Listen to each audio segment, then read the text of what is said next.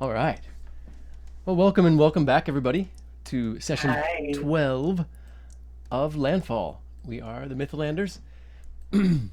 Absolutely. So tonight, um, Mr. DL will not be with us, so as pictured down below. But joining us again is Jay Fink. Is Jay Fink, Big Bry, and Pon Pon. I'm DM Feanor. I run games throughout the week on Start Playing Games and on Roll 20. And yeah, thanks for joining us again and see the tales of the Mythlanders. Let's see here. So the rains pound endlessly on the seas of the flooded world called Estrasha, and a battle rages on the edge of long lost land. The combined secrets of the sea folk are threatened by a dynasty of blood drinking wizards as they strike into the city fortress crafted by scrapped ships and built by cofferdam, crane, machine, and magic, and deeper still into the impossible spaces of the mages' halls, of the Magi's halls. As the sea folk stretch themselves thin over their only home to defend what they've built, the invaders redouble their efforts to sow chaos and death, that they might succeed in their inscrutable goals. Members of the 3rd Specialist Company are now the point of the spear once more as the effort cuts through the Manai's layered tactics to return the forgotten Codex to the halls of silence. Now, last week, you all managed to defend the Keystone Chamber and moved out after the group of Manai that had fought down into the reliquary. You fought, you made your way back through the halls of silence and came out into the streets, into a otherworldly scene. The sky absolutely full of blossoming thunder and lightning of mixed colors, strange, pale, and sort of wispy fire. The acrid, sort of acrid, almost glowing, sort of lime green bolts of strange fire from the Manai raining down. Screens of layered screens of defenses from the efforts Magi, and at the front of them the Mage Guard, the Sora Hal in their powerfully enchanted armor. You saw more than one of them sort of cook as their armor attempted to process and store, returning, pointing back out all the magical energy that they were absorbing from the attacks of the Manai. These are certainly the broad strokes. We left off last session as the company attempted to take down a group of Manai escaping, the ones that had escaped from the reliquary. They could see that they had this large, strange book. It's since been struck with an arrow and is issuing forth oily black smoke. Again, those are the broad strokes, but what do you all recall from last session? How about you, Pon Pon? Oh, I knew you were going to start with me because I don't have anything to add. That's all right. That's all right. Well, we can come back to you, and if anything pops up, you can jump in there. Sounds good. Okay. How about you, Jay Fink? Yeah, I don't think I have much to add either. I know we were hunting down our Minai and had our run-in stopping the Keystone from getting taken, and kind of at wit's end there, having to rest before we ran down and in. Um, and we're theoretically still maybe going underwater at some point. Got an octopus in a jar just in case. Indeed, indeed, we do.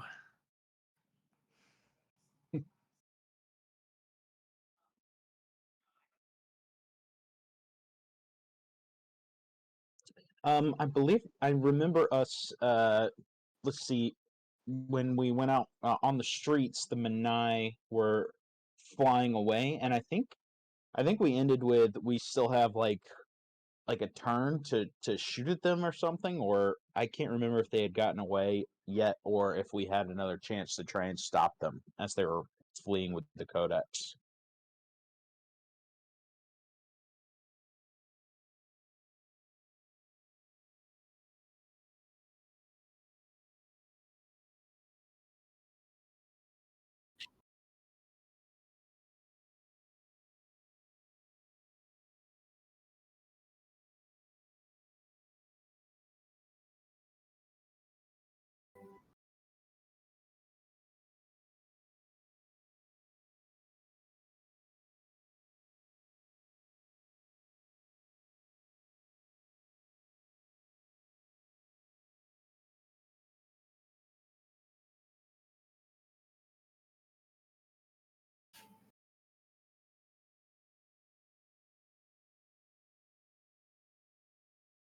Yeah.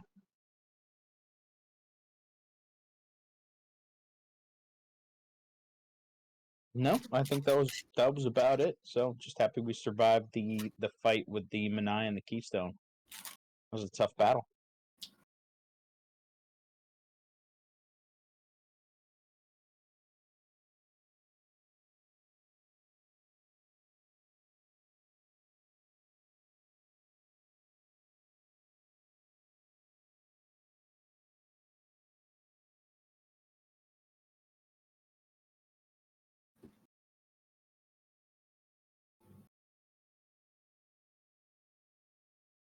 Small Wonder says she's not hearing you.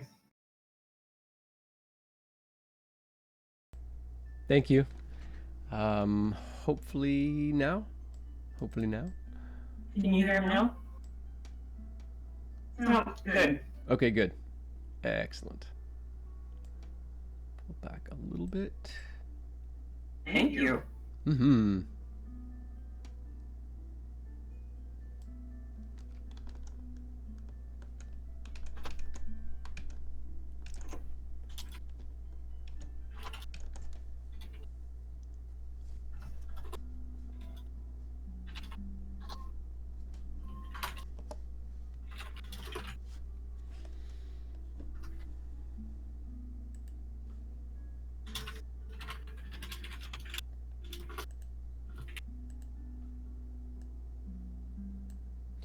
All right, if you all can see, I've brought everybody out to a new map.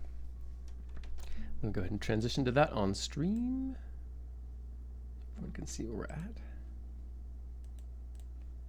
Make just a couple of adjustments here.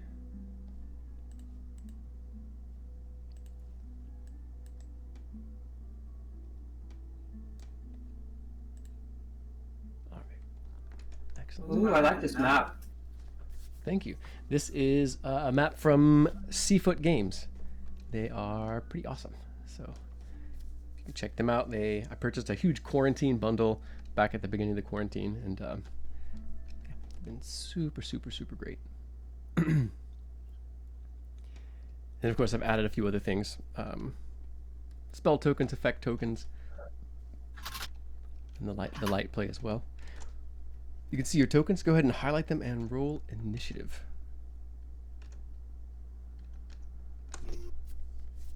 Come on, Crenshaw. Wait. I know, that's getting it out of the way now. I told the dice only like us every other session. It's holding true so far. Don't curse. Roll a 9. All right, let's see here. That's okay. Our rest is before us all. And true to form, Kennett is at the top of the order there. Oh, thank Let's God. get the dude, battle rolling out for for Kenneth. initiative. Fine. What's that, Pon Pon? Get the bad rolls out for initiative. It's fine. Yeah, Fair enough. slough true them out of the enough. die. Yeah. Bust off. All right, let me double check my distance here. Excellent. So before we step into combat, again, you all fought out from the golden cube that is the Halls of Silence, out to the sort of outskirts of the city. You're approaching, flying over sort of there's a southern set of docks, like on the southwestern edge of the city fortress. It seems like that seems to be, they've secured some sort of way through the, well, not meager exactly wards of the city that the Magi have built into the walls themselves. You expect that there will be a redoubling, sort of you expect that after this there will be a lot more put into the city's wards and defenses. But such as they are, they're all coming through one area, and this group's returning to it. It seems that they've maybe bored some sort of hole through the defenses that the city has. But again, all this is not quite physical. You'd have to be sort of up close to it, Zim, with detect magic up to maybe see what Zim suspects. But as you all are fighting through the city, you witness many magi go down. You witness scores of soldiers struck down by strange lightning, frozen still as statues.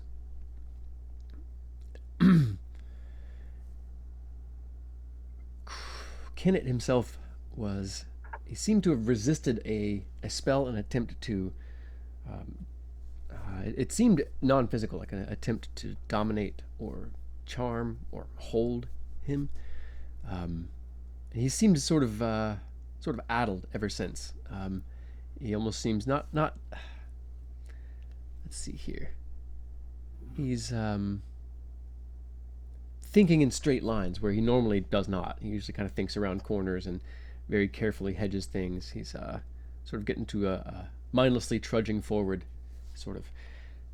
But it also could just be the combined stresses, as over the last half hour, it has been moving from one intense and deadly situation, barely surviving it using, the absolute extents of your talents and tools, and seeing many, many more people around you not capable of surviving or making it through the situation that you're in, either physically or some mentally. You've seen soldiers and magi both sort of broken down on the sides of the battle, protected by others.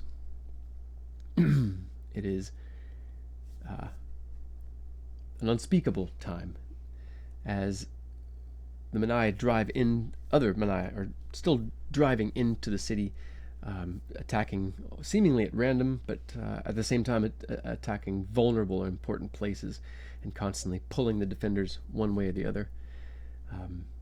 It seems that several have moved down into the sort of scaffolded streets as they're building layers of the fortress. As you're moving across the top, the open air streets, at points you can see down below of like multiple layers that are being built. A sort of network of steel corridors and open, open sort of pillared spaces. The fighting is going on in the air, in the streets and beneath the streets around you. And throughout all of this, you all are charging forward. You have one goal, one target. And so perhaps it's the combined stresses. Perhaps it is something else, lingering effects. Or perhaps he didn't resist the effect. Perhaps there's something, perhaps he is, after all, under the influence of Manai magics.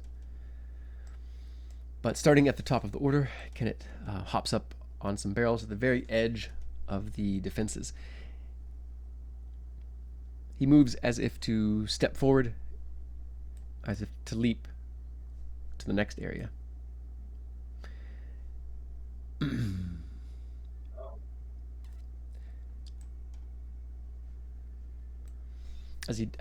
Before he does, he nothing for it but to push through. Keep up on them. And I don't think we can do it from in here, so he kind of leaps out of the defenses. Again, still having his targeted, of course, the one at the very back of this cluster. Now there's a battle raging around you. 30 feet away, there's a Manai fighting several soldiers and a mage guard. There's to the south of you, there's 3 other magi fighting 1 Manai. The docks are littered with fire and melted steel, but you all only have eyes for one thing as Kenneth sort of leaps to the next barrel, draws his bow up, and fires once more. And that is a 20. What's that? Hunter's mark. Okay.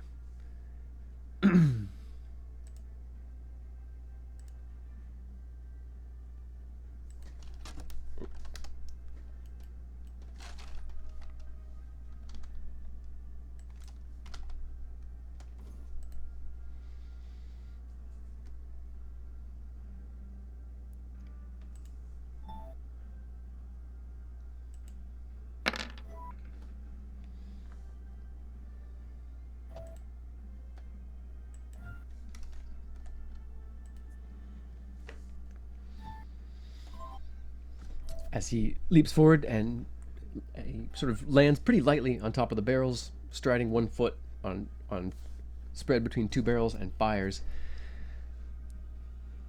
It sort of creates a ripple as it passes through the shield that the Menai are holding up, and it slashes again along the cheek of the Menai carrying the book. This black smoke is still sort of hissing out. You all can hear a sort of hissing, almost bubbling sound. Arrest sort of shrugs, steps up, hops over it, gets behind the wall to get a little bit of cover, and also fires.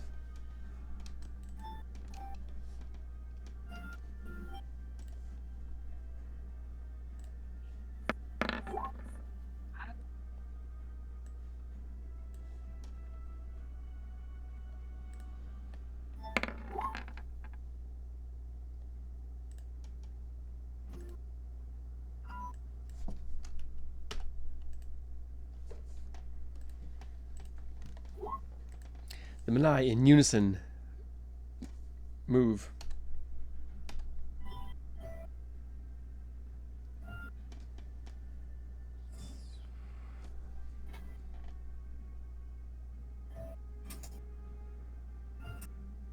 They begin, yeah.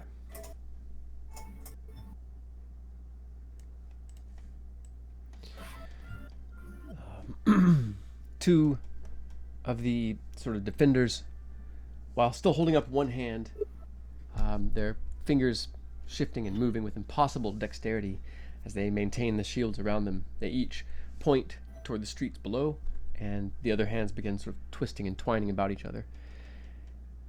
And they then each sort of reach into a pocket and toss some small, glinting bauble. Looks like shape of a marble, but maybe 2 inches across. One drops down sort of roughly in each area, and springing up from them, that sort of sandpaper static sound of horror demons and the impossible to describe and therefore difficult to look at forms begin to sprout up from the very air, which seems to scream with their presence.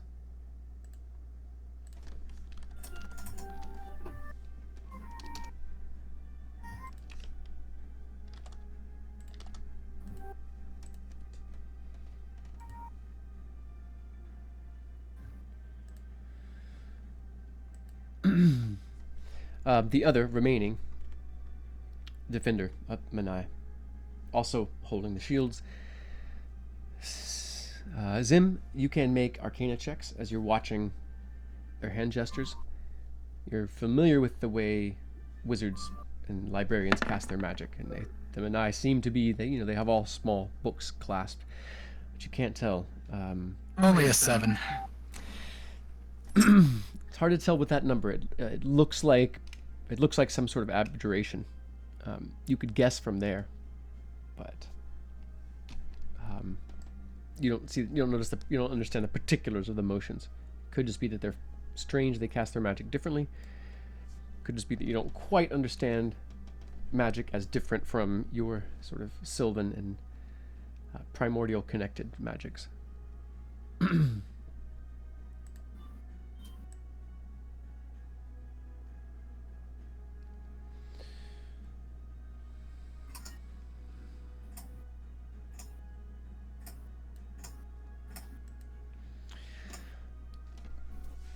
The other turns, and a wand, as if appearing from its hand, splays out what seems to be gray fire, which again crinkles like paper and seems more like a drawing, like a sketch floating through the air than it seems that like true fire. But still, it streaks out over you, forcing everyone in the area to make reflex saves, as what seems to be at first a line of fire billows out once it hits Ares and sort of fans out over each of you. Those inside the shimmering field can have advantage on that save, but Kinnit and Ares are not going to have that advantage.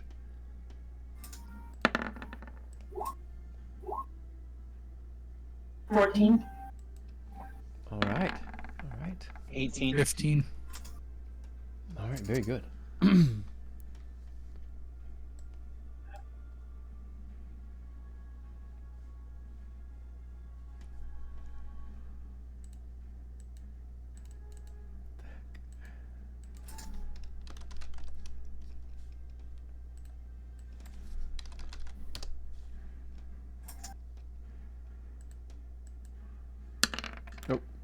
ignore that.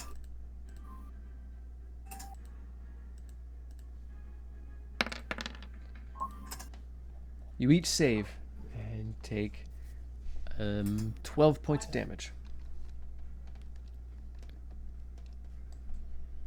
You can see the fire as it, the strange sort of, like I said, black and white almost fire, as it hits the shield. It breaks apart into inky looking lines. As it fades, a fine black dust drops to the ground. Zim, you recognize it as graphite. Just to be clear, did we all take 12 points of damage? Yes. Okay. The horrors drift toward you.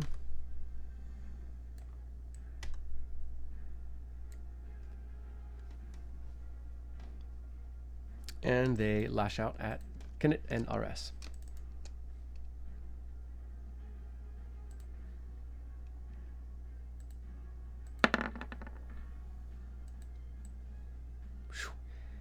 And each gets hit.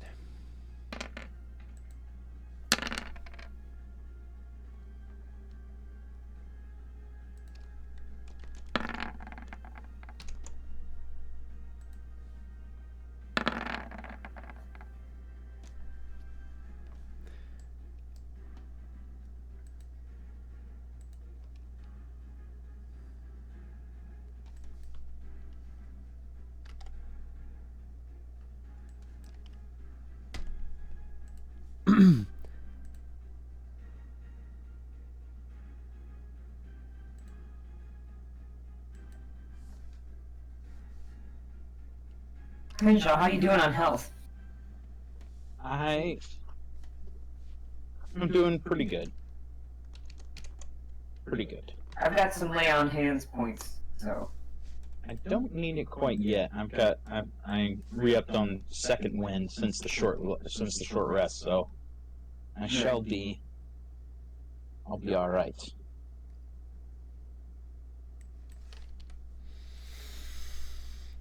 As the as both the horrors sort of lash out, these impossible sort of smoking rope-like tentacles coiling around and crushing into Kenneth and RS. They are both sort of, immediately restrained. Next in the order is Saida.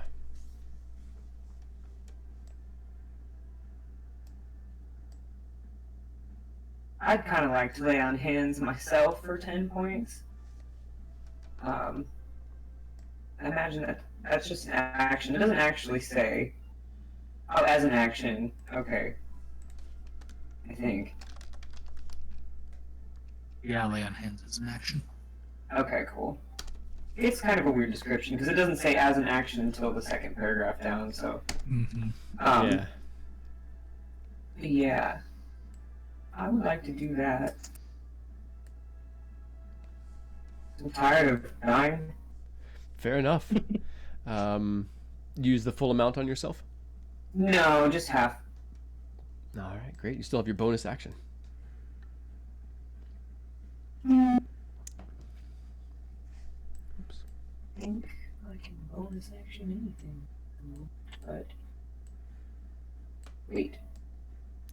I can. There was.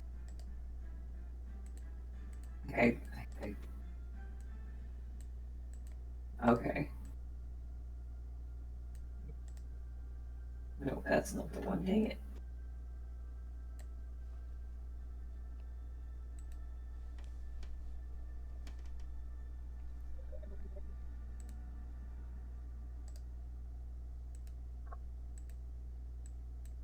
Oh, it's an action. Sorry. I thought that was a bonus action.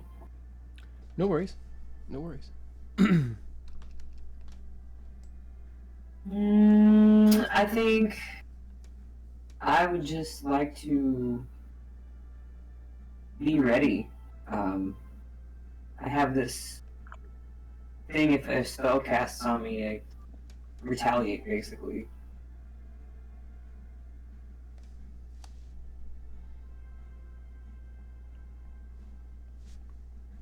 Yeah, I don't don't have any other bonus actions. I still don't have spells or anything. Okay. Let's see here. Okay. All right. So, any movement or anything else for Saida? No, we're not running right up on that thing quite yet. That might be next move. Okay. You can make a perception check then, if you want, if you like to look around, or yeah, anything like that. Let's look around to see if there's anything that we can use to our advantage, like maybe something above in the air that we can smash that thing with. Anything like that.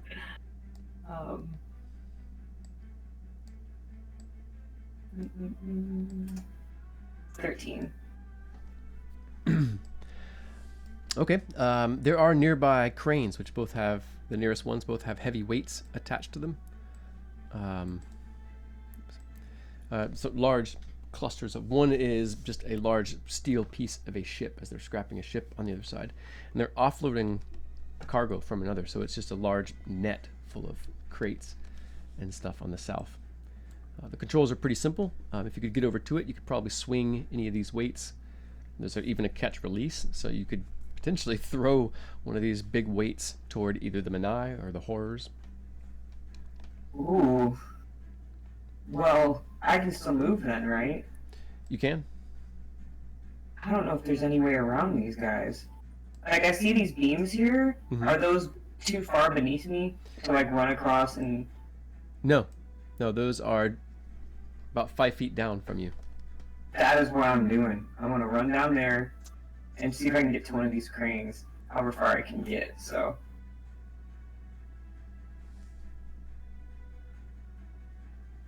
There, underneath the bridge there. Yeah. So, I'm under the bridge. Bye. Awesome. Saya leaps over the rail, drops out of sight. You can hear her boots ringing on the steel girders. Next in the order is Zim. All right, I'll move forward a little bit, pulling out a wand as well, and kind of sneaking out right between Crinshaw's kneecaps. I'll fire a firebolt off at the Menai grouping.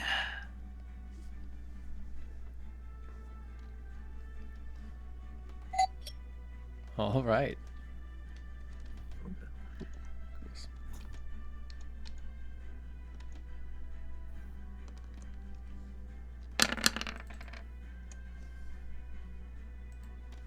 EC of 12, dexterity save for 23 fireball damage. Okay, give me just a moment.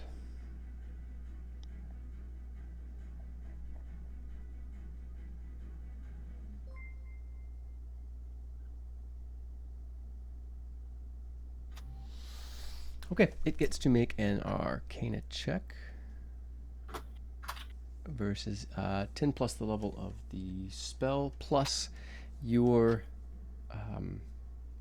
spellcasting ability score. So 13 plus your wisdom bonus. My wisdom bonus is 2, so 15. Okay. So as two of them, or no, one of them attempts to, against its hand reaches out as if to still the sort of pearl of fire darting toward them.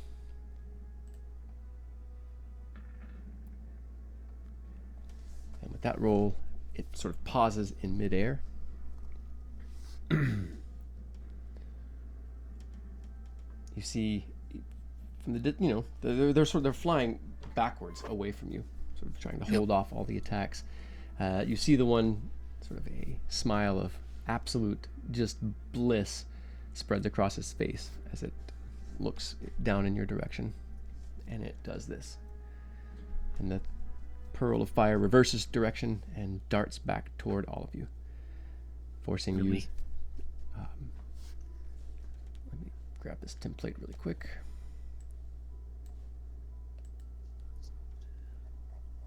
Now, having seen this thing do things of legendary capability, you are certain that,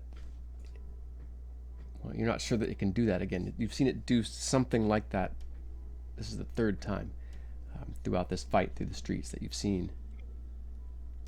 No, I've only seen it do it 0 times. Oh yeah, prior. but since the Yeah. you've seen them attempt it a few times in combat, in session, but between sessions in fighting it and chasing this thing down, you saw it do that a few other times.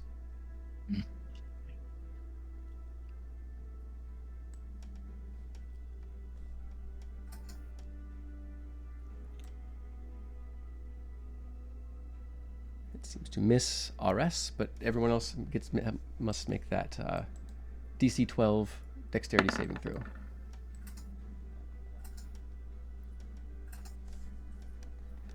Nice. Zim, you take half that damage. Crenshaw is going to take full damage. All right. I had to refresh roll 20. What am I rolling for again? A dexterity saving throw. I am going to. Oh. Let's see. 23 damage to Saida. I'm No. gonna. Trying to decide if I want to do. Let's see. Okay. Skipping anything? Okay. I don't think that helps. Sorry, I'm just looking for a way not to die. Mm-hmm. Yeah. Okay. Melee attack, yeah, no. Alright, then I'm just gonna use my session inspiration to re-roll that. Okay. 17. Okay. That's a success. And Pon, you can do the same if you like. Would it matter that I'm underneath that bridge? Oh, goodness. Absolutely. Absolutely.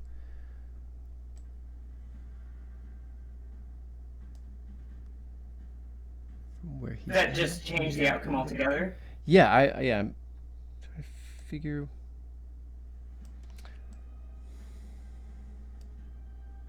Okay. Yeah, I think you actually are completely outside of that area. Because there's a wall up that explodes over the area, but you're down from the wall and underneath the bridge at an angle. So I don't think the fire would boil over you from there. So side up, you did not take any damage from that. Okay. Zim, you still have your movement, the rest of your movement and your bonus action. Yeah, I don't have any bonus actionable things, unfortunately. Okay. So I'll just move back behind the wall, and that's it for me. All right, next in the order is Crenshaw.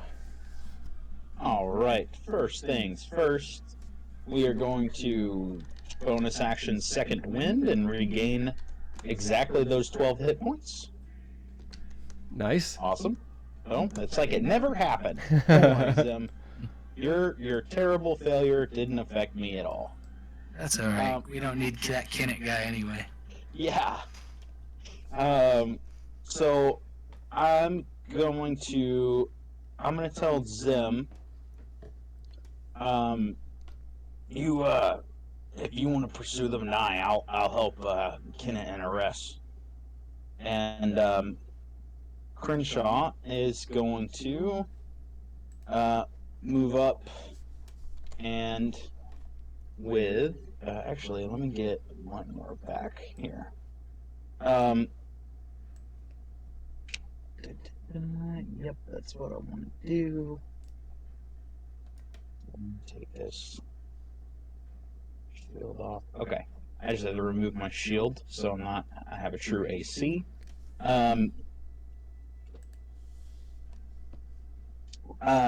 Crenshaw is going to. Actually, no, I do want to be right up in its face. I'm going to look right at it and make an attack with my greatsword. Fantastic. So what save do I need to make? Let's see here. Give me just a moment.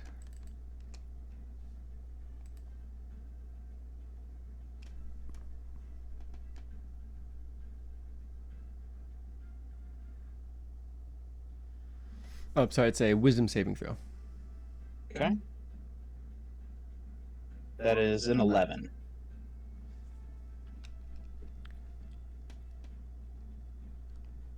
All right, you failed and are partially sort of enthralled by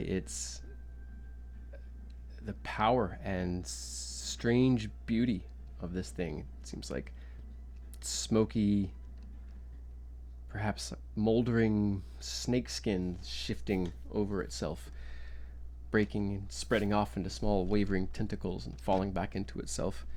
It's almost hypnotic. That is a disadvantage on attack rolls. Okay.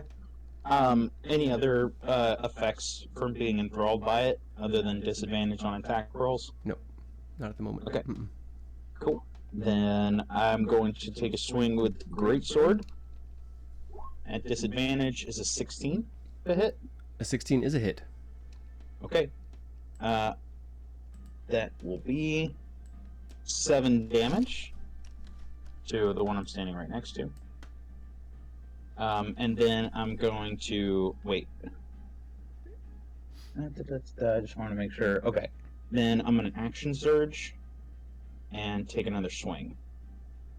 All right. Also at disadvantage. A 19. A 19 is a hit. Excellent. 16 slashing damage. Much better. As it Golly gee is willikers. still taking shape, growing larger, you step in, one slash takes off 3 of the tentacles, and they drop, scattering into, sort of acrid, oily mist. You sort of reverse direction and bring the blade back through, and you cut entirely through. It's sort of dispersed into this cloud of greasy dust, all of the motes of it still roughly describing the strange shape of it before being taken by the sea air and dissipated. Wow. Okay. And so am I still, so does me being enthralled by that one that I was attacking, does that now apply to the new horror? Nope. Or just that one. Okay, so that is broken. Mm-hmm. Okay. Good. Then what I'm going to do is I'm going to use the rest of my movement to sort of here, there. I'm going to move there to just kind of put myself right in the face of the other one to kind of protect arrest. I've already used my bonus action, so yep, I'm just going to get up in this one's face. Okay. Yep. And I'm... Can I go ahead and make my wisdom save, or do you want to wait until it comes around? Yeah, wait till it comes around. Or, you right, make cool. an attack of opportunity or something. Till you're forced Got to it. address it. Yeah. Okay, got it. Yep, alright, then that ends my turn. Nice. Round for Crenshaw. There's the 2 of the Mage Guard with you, sort of step up. One's stepping, itself sort of stepping up onto the stack of barrels. The other swinging wide around. Runes of the sort of runes on the of the gorget of their armor and on the cuff of the gauntlets are sort of blazing gold. The tips of their spears the same as they take turns sort of stabbing the spears into toward this indescribable shapes of this creature.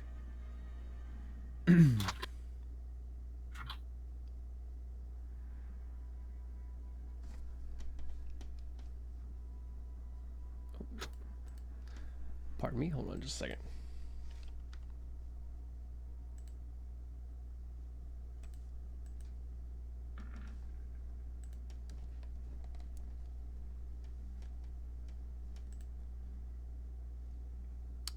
Not bad for disadvantage rolls as they sort of avert their eyes and stab at the creature.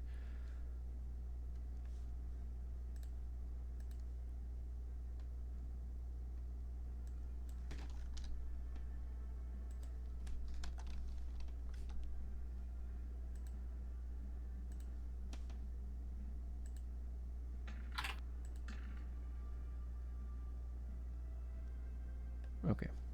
That first one was not crit, so that is just 14.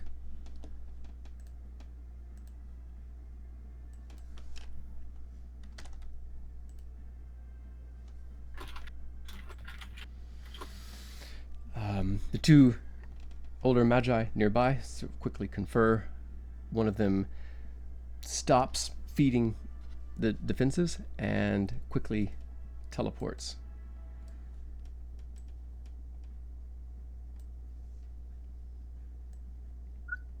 Yeah, are.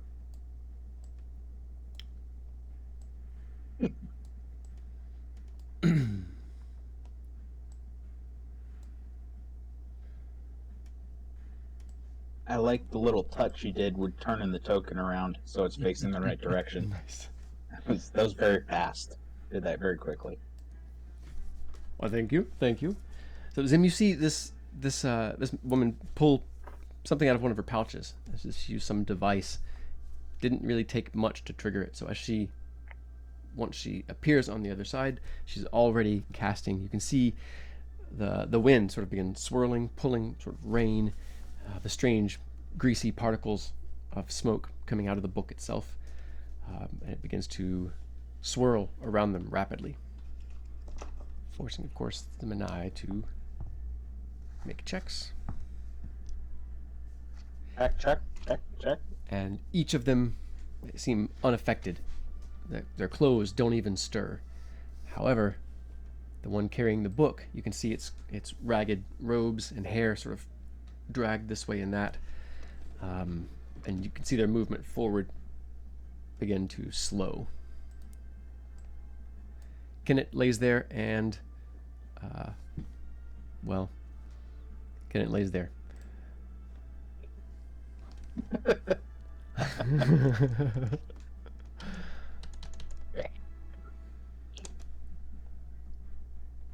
Kenneth is the one who goes down. Once more, Arrest stabs out at the horror, but misses with this attack.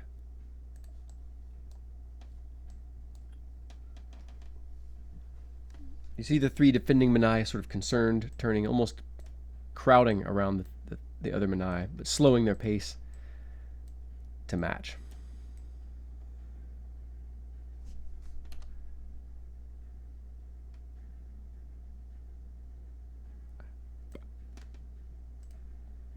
Why are you not doing what? Get in it. All right, fine.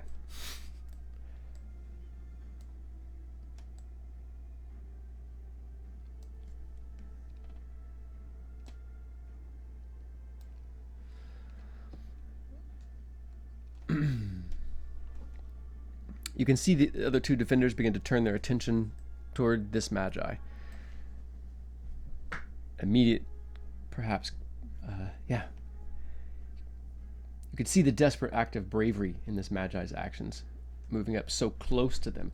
It's clearly a baiting maneuver as well as perhaps getting close enough for their magic to be effective. And it seems to be working in both cases. Next in the order is Saida. You see the... So where Go ahead. exactly are the controls Right up on the base of it. of each? Okay.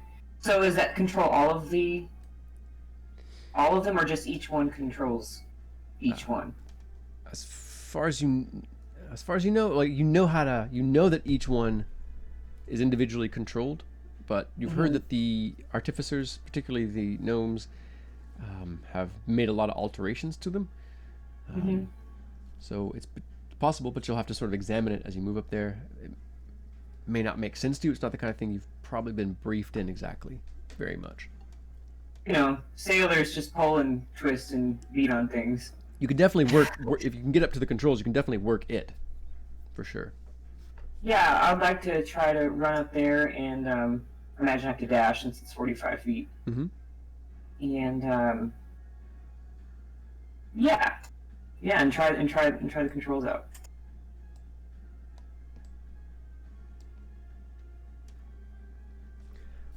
Yeah.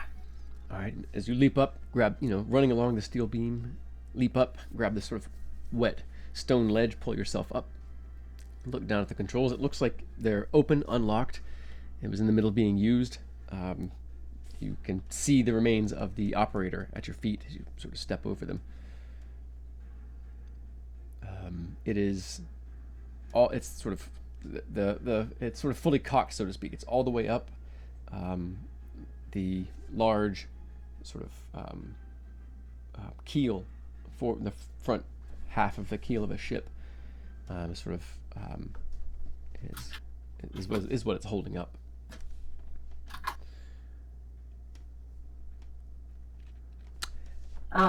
It's simple enough to adjust and release. She looks to the guy underneath and goes, "Sorry about your luck, mate." And would like to start messing with the controls to see if I can get the ones that the Menai are on, and I don't know, like fling them out to sea or something. Okay. I just want to hurt them. I mean, I don't know if the other one next to them would be able to swing and like hit them since it's at the same height, I presume. It certainly is possible. It's the tip of it is about 15 feet above them. Actually, they're sort of. They're below it. Yeah. Okay, excellent. Yeah. That's even better. So yeah, I would like to swing and see if I can wrap them in the nets. Yeah. The nets for the win. If that's a possibility. Well, looking over it, you can see that there's the main controls, and there's another sort of there's another small box. It's labeled in Elsie, which is or at least the trade speak, and they're numbered. Engage controls. They're numbered for the different ones. Looks like you are at crane number 1, and they're numbered 1 through 4. Okay. You're assuming this is going to be 4. No matter which direction it's counted, Right. I'm sorry. Go ahead. No, that's okay. You could begin moving it this round, but you wouldn't be able to release it until next round. Okay. Well, let's go ahead and get that ball rolling. Okay. So just using your bonus action, you trigger those controls and you just start sort of moving it. All right. As again, this is a foreshortened view on the map, so they are 20 feet above the streets themselves, but the crane sort of goes even over their heads, so it's sort of swinging, and it's sort of in there. It's not in their periphery. They can kind of see it, but they're not reacting to it, at least at the moment. Next in the order, Zim. You see Saida pop back up and start taking the crane controls. All right, I guess I'll run over to Kinnit and put the last berry in his mouth that we own. As my bonus action. Did we win? He says. Good berry. Okay, I'm out of good berries. Then. Hey Zim, good to see you. Did we win? Not yet. And then I'll point the wand again. That's all I got that goes that far. All right. Fireball into the distance.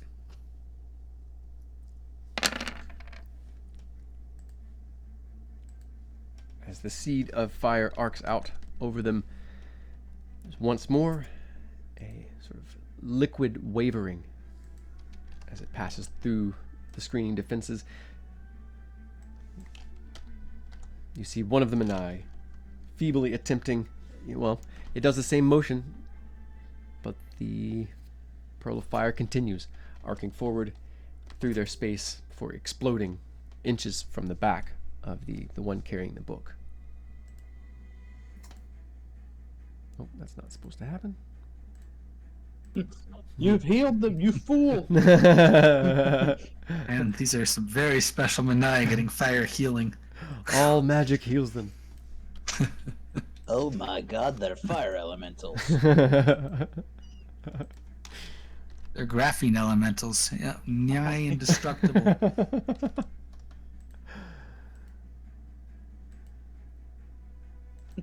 Graphene or graphite? Big Graphene. difference. Graphene. You got to turn them into buckyball tubes. So useful. All right, let's see here. Dexterity. 34, nice roll.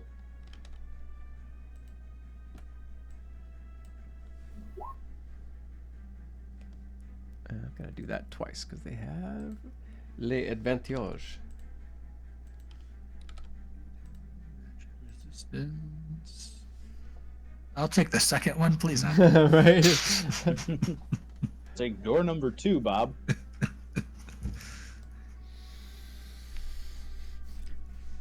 The bolt, the pearl of fire explodes in orange and red and yellows at the edges. It sort of sets, you can feel the heat even as far back as where you are, even through the edges of the now much thinner protective field. 2 of the Menai drop, begin to falter, their sort of heads tilting back, their arms going limp as they begin falling toward the sea.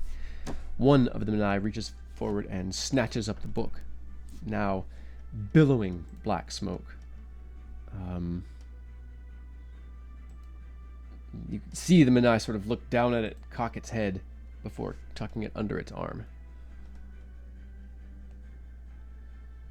Yeah, it's a powerful magical artifact. I doubt a few fireballs would destroy it anyway.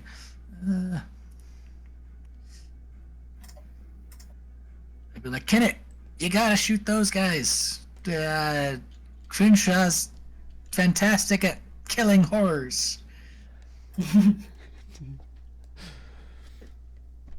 Alright, next in the order then is Crenshaw, unless you had any bonus actions for Zim. Feeding the berry was my bonus That's action. right. Yeah, thank you very much. Alright, next in the order then is Crenshaw. Okay.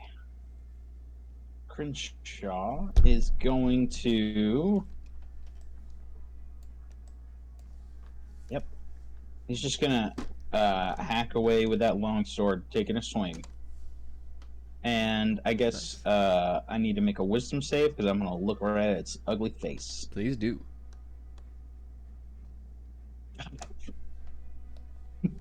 That's a 5. Alright, that is going to be disadvantage. I will take that disadvantage. It was going to be disadvantage anyways. That's fine. It's fine. We're all fine. All right. Great sword swing. 17. That is a hit. Yes. 16 damage. Another crit damage? That's crazy. That's insanity. Goodness. There's a sort of crinkle, hissing sound as 2 more of the roping tentacles drop free.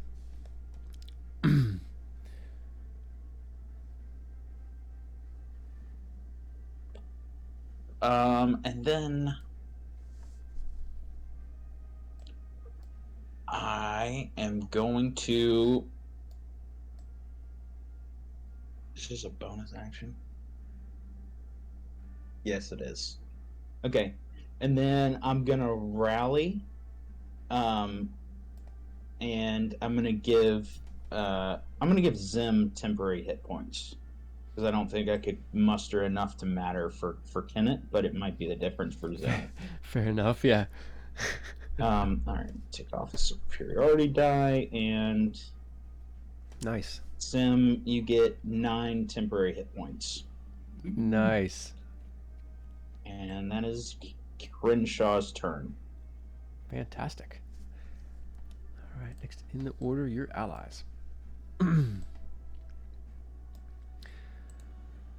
From the woman to the south, the rain, the water, and air continues to sort of swirl. You can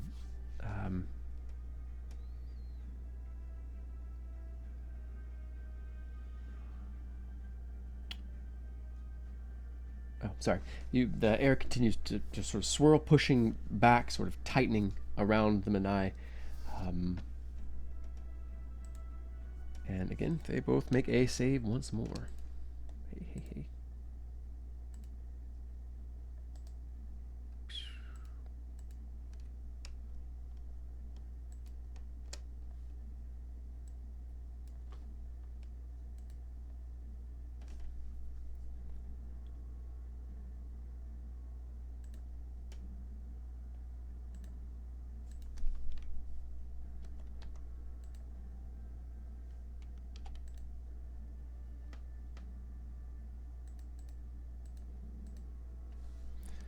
only works with damage, so this isn't actually going to be damage. But they are both the Manai. You can see now that their hair and robes whipping around them, being affected by her magics. She points with a wand, and 3 darts of pale silver fire flash forward, but they splash harmlessly against the defenses of the Manai. Kennett sort of glowers at Zim and says, "Told you never to wake me up with bad news," he says, snatching his bow up and hopping up. It'll happen daily, Captain. "You are my sunshine, that's why I keep you around." He kind of grunts as he leaps over the rail. And let's see here. Yeah, he goes and, well, he's kind of more interested in keeping his people alive first. This book is important. He knows it. But he would rather help kill what's immediately right here, threatening his people, than worry about some book. So he fires at the horror. He looks dead at it. And that's going to be... oh, no, he gets a saving throw. Oops, my whole brain. Nope, screw it. He looks, he looks aside and makes it with disadvantage. He misses with that attack. He kind of then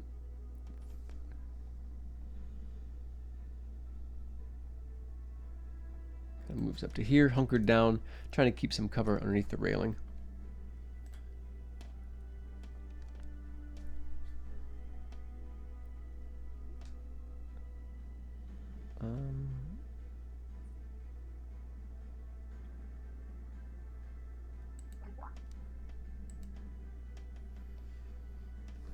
Right.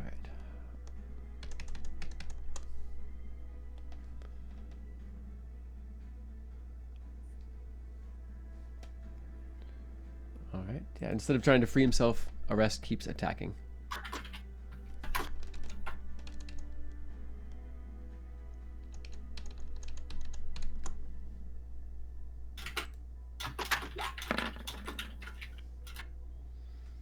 Again, eyes averted. That is going to be a miss.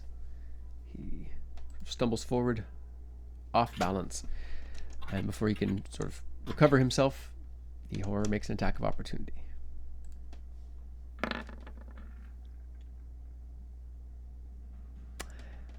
But RS ducks low underneath it and kind of comes right back up, his spear back in guard, his shield up in front of him. All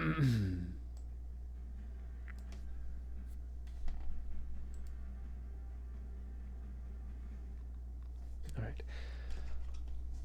The lone sort of defending Manai holding up a now shrinking and diminished field. With his other hand quickly gestures, pointing toward the Magi.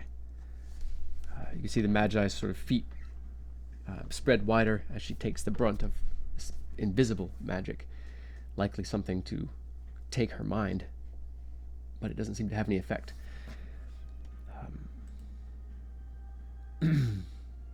The other sort of raises its hand back from the book clutched underneath and points, and from 3 fingers come those sort of, there's just glaringly bright green globule-like darts that flash toward the Magi, one after the other. They hit her across the face and shoulder in rapid succession. She does manage to make a quick gesture before, and you can see the bolts dissipate somewhat before they hit her. Nonetheless, she seems very hurt. However, it seems that she's able to maintain her concentration, keeping the Manai from darting swiftly away as they continue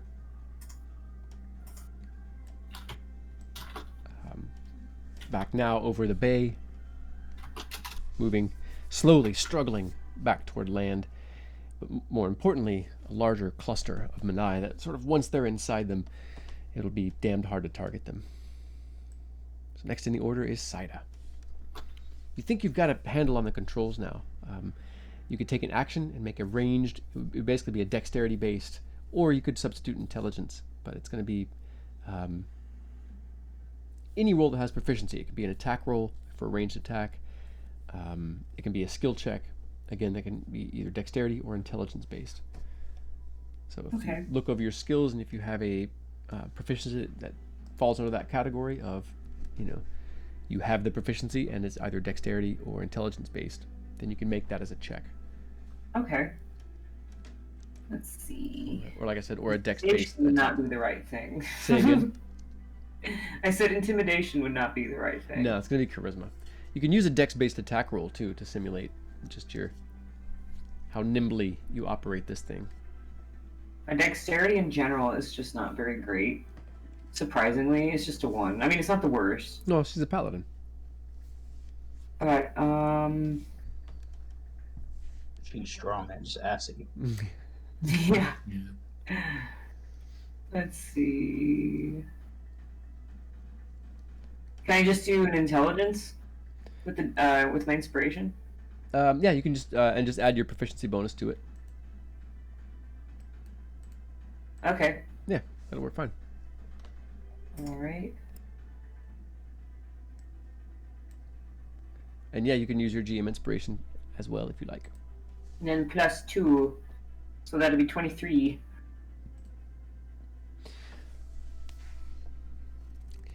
So as you begin operating this crane, it's jerking in its response, as part of the frame is wood, part is coral. The struts of metal too, but the metal itself seems to be burning from something that whatever part of some of the Manai's attacks. So it is jerking and halting as you're trying to operate the levers, moving it. However, you manage to swing this what you think it looks like a large pallet of ingots of metal, suspended from a series of chains from the clasping hook. You kind of rotate it and get it swinging. As you sort of rotate it around, bringing it up to momentum, the whole frame of it is creaking overhead. You're afraid it's going to snap and spill this pallet full of ingots back across you and your allies. However, as it groans through the air, the frame holds true until you slam down with your fist on the release button, and this massive pallet flies out directly in the path of the Manai. Heck yeah.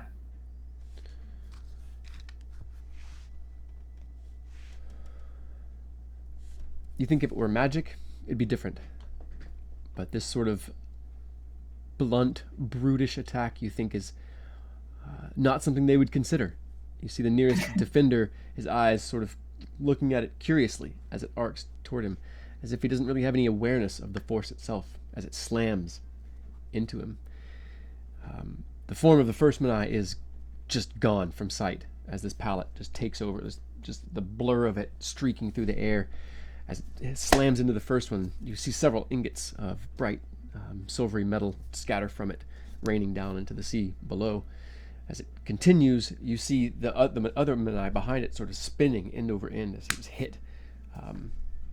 But the second hit, the crate, the pallet, the bindings on it burst open, and the ingots of metal go dropping down. You can see now the other Manai dropping, clearly unconscious.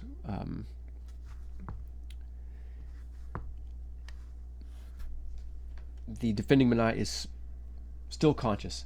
The field defending them is gone. You see its features shift, and you can see now that its robes are far more torn and ragged and burned than they were before, as if it lost concentration on some glamour effect that it was holding up. So too, as it lost its grip on the streaking, the smoke streaking black book as it plummets down toward the sea.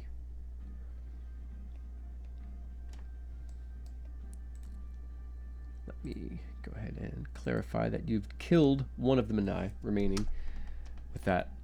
The other one seems very, very hurt, and it's lost concentration on its magics as well as it's lost hold of the Forgotten Codex.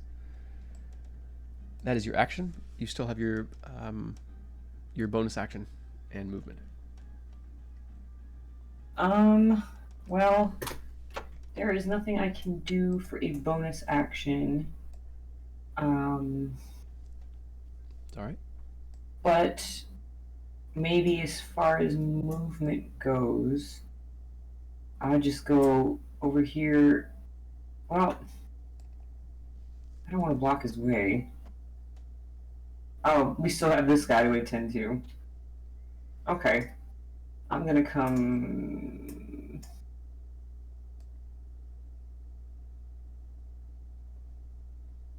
down to there. So this guy's in range.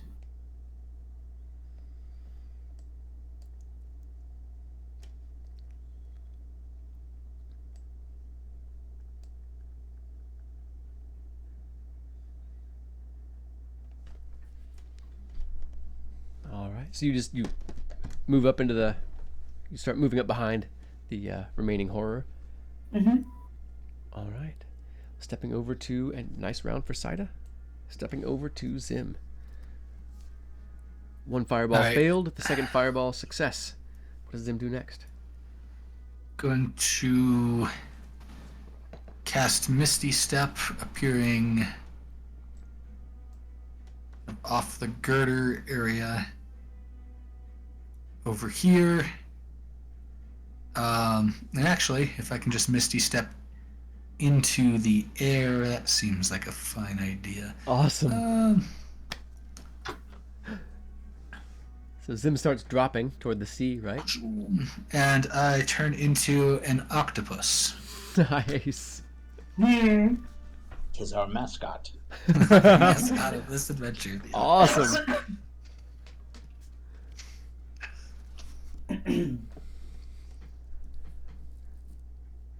So you turned in the air, or like once you hit the water, you turned to the octopus? You know, in like right just a few feet above the water. Awesome. Just so everybody can see, you know. Yep. It's important. I said the lizards are on our side. The octopi, whenever that happens, will be on our side. Maybe I'll get an octopus token. Maybe you will. Give me just a moment. I'm going to readjust the No map worries. a little bit. What in the heck? This one come to me? Well,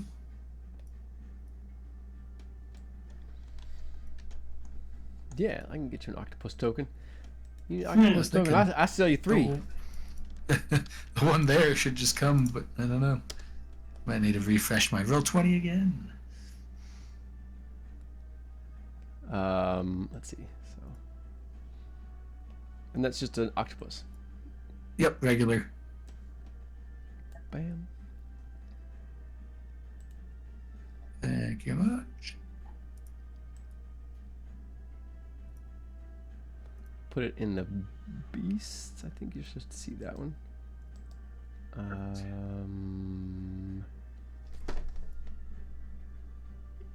Okay, weird. Super weird.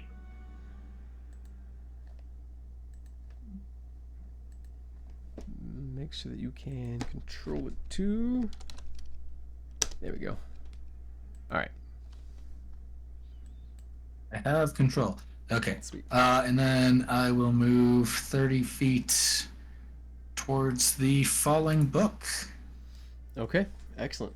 You can see it splashing down into the water just as you're getting to that position there, as everything's sort of happening at once. Perfect. I am heading for the book. Nice. All right, next in the order then is Crenshaw. Right. You know, we're just going to be tunnel visioned about this, and we're just going to keep going after the horror. I'm going to just swing away with the greatsword. And then I've already failed the wisdom save, so I just go disadvantage, right? Or do I make the wisdom save again? You make it again. Yeah. Okay. 17. Success. That's a straight roll then. No disadvantage. Okay. Excellent. Wahaha. 21 to hit. That is a hit. Excellent. 11 damage. And you can feel free to describe or pass as you dispatch the horror. This one is very similar to the other. It's a big two-handed blow above my head, swing straight down, aiming, now that I'm not enthralled with this thing any longer, right down the center, and it dissipates into that black smoke, but it's two puffs as they split from the sword as it Nice. falls to the ground and dissipates into that black smoke. I love it. Hell yeah. All right, what's next for And Crenshaw? then movement. We're gonna go. We're gonna run across the bridge to back up Zem for this book.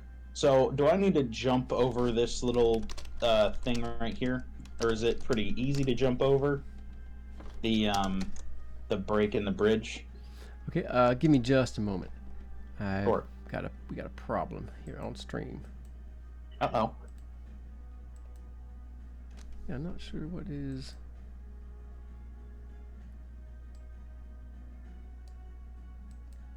Okay. Is that better? Yeah. Okay, good. Yeah, for some reason it just was showing the octopus. Okay.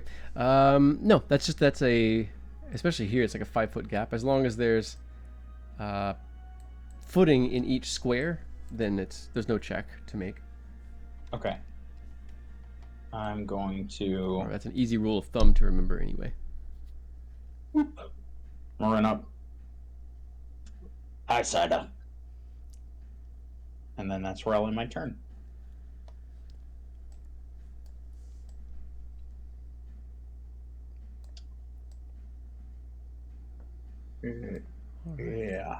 Yeah, I'm good.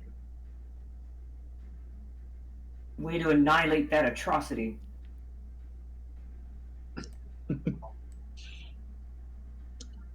They're not so bad once you get used to them. Oh, is that what's happening? Are we getting used to these things? Well, might as well. Seems like we're gonna see them a lot. Might as well.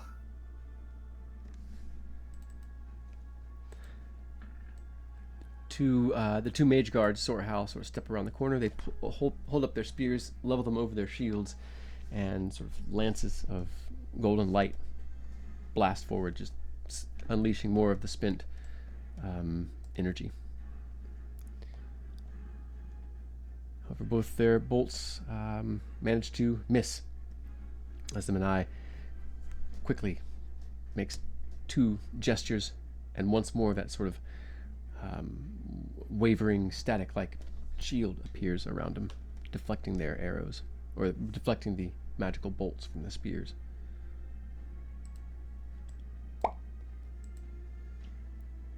Let's see.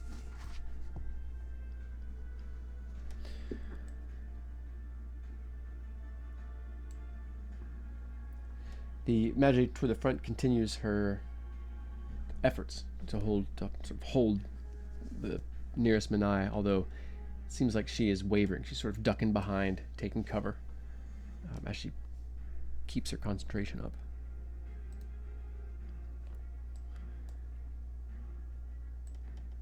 Okay, it darts about to here, and also fires on the last of the Manai. Or the last in that group, anyway.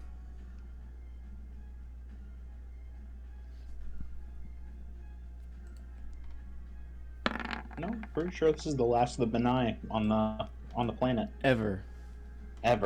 This is the last we'll ever have to fight.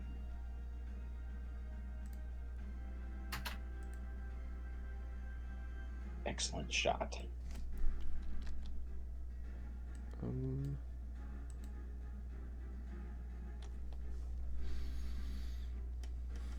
The arrow stands out of the Manai's shoulder. You hear another sort of fine, faint tinkling of broken glass as it smashes through the Manai's strange armor.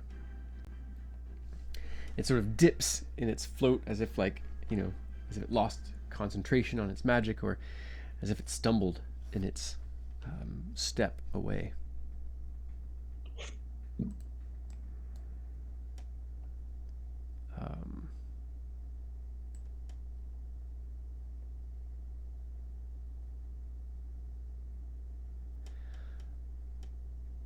RS rushes forward. He posts up in front of Kennett, sort of expands his shield out, puts his gnarl away, and fires with his crossbow once.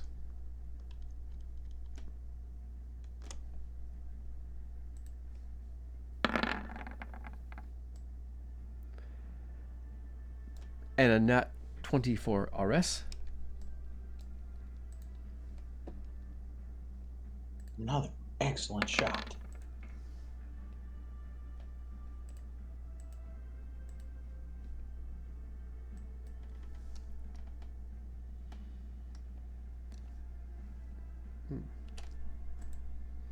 It's not updating.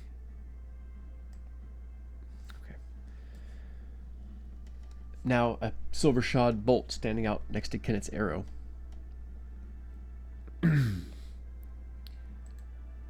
The Manai sags finally and begins drifting toward the sea. Yes, let's go. Super pumped. Saida, how do you proceed? What do you do next? No enemies immediately in sight, although actually there are wounded all around. The sky still has multiple Manai in it. There's horrors and combat and fighting back behind you, and then deeper underneath the streets below you. But what does Saida do immediately? Who's the most hurt next to me? Kennett. Very much so. Yeah, it looks like it. So I'd like to go immediately over to him and lay on hands for 10 points. Okay. He sort of looks up, his eyebrows sort of folded down in concern. He kind of looks around. It's like, uncertain about you healing one's perhaps in looking. front of people.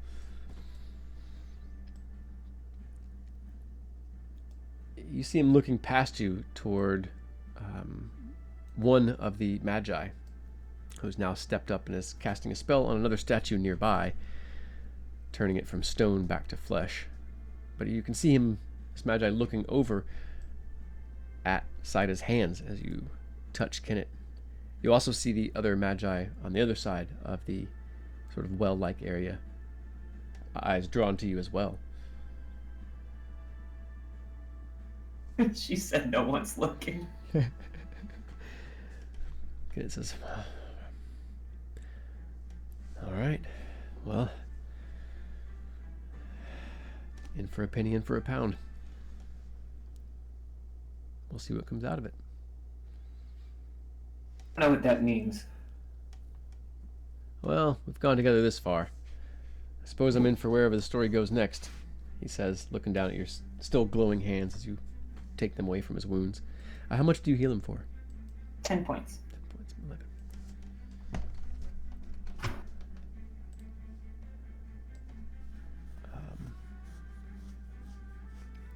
He... Yeah, okay. Decided you do anything. What else do you do or say on your turn? He does say, he said, thank you, Saida. And then she immediately asks him, so what's next? Well, help where we can and start cleaning up. And then, if the gods love us, we'll get some sleep tonight. He kind of grins half-heartedly, wearily. Rest. Yeah, you can see several other fire teams sort of firing down with crossbows at some of the Manai. You can hear a few streets away horrors that strange sort of screaming, almost crinkling, screeching sound that they make, impossible to describe, as they are impossible to, impossible to look at truly and understand. So there's many things happening. Also, there's wounded all over. It's hard to tell who's alive and who's dead. So there being no like immediate directed threats on you all. That's all Kenneth can think of. He seems a little bit. The stress is definitely, he's very wound tight.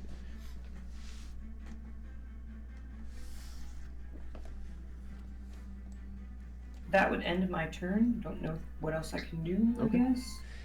Well, I guess if there's anybody, I can't really offer. I got a good berry, I guess, but I feel selfish.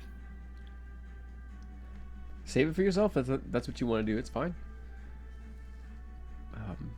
Pretty much everyone's over 10 hit points, so. It's our last good berry ever. Feels like a more important just in case sort of thing. And like people are dying all around us, why would I pick some arbitrary person on the street right now? Yeah. Since you could that good berry will save a life at some point. So, okay.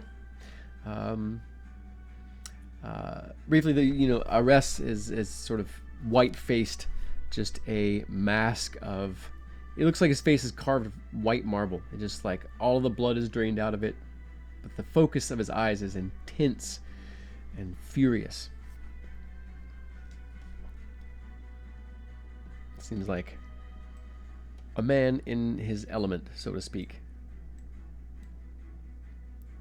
Next in the order then is Zim, as you have changed forms and moved through the water. I go get the book.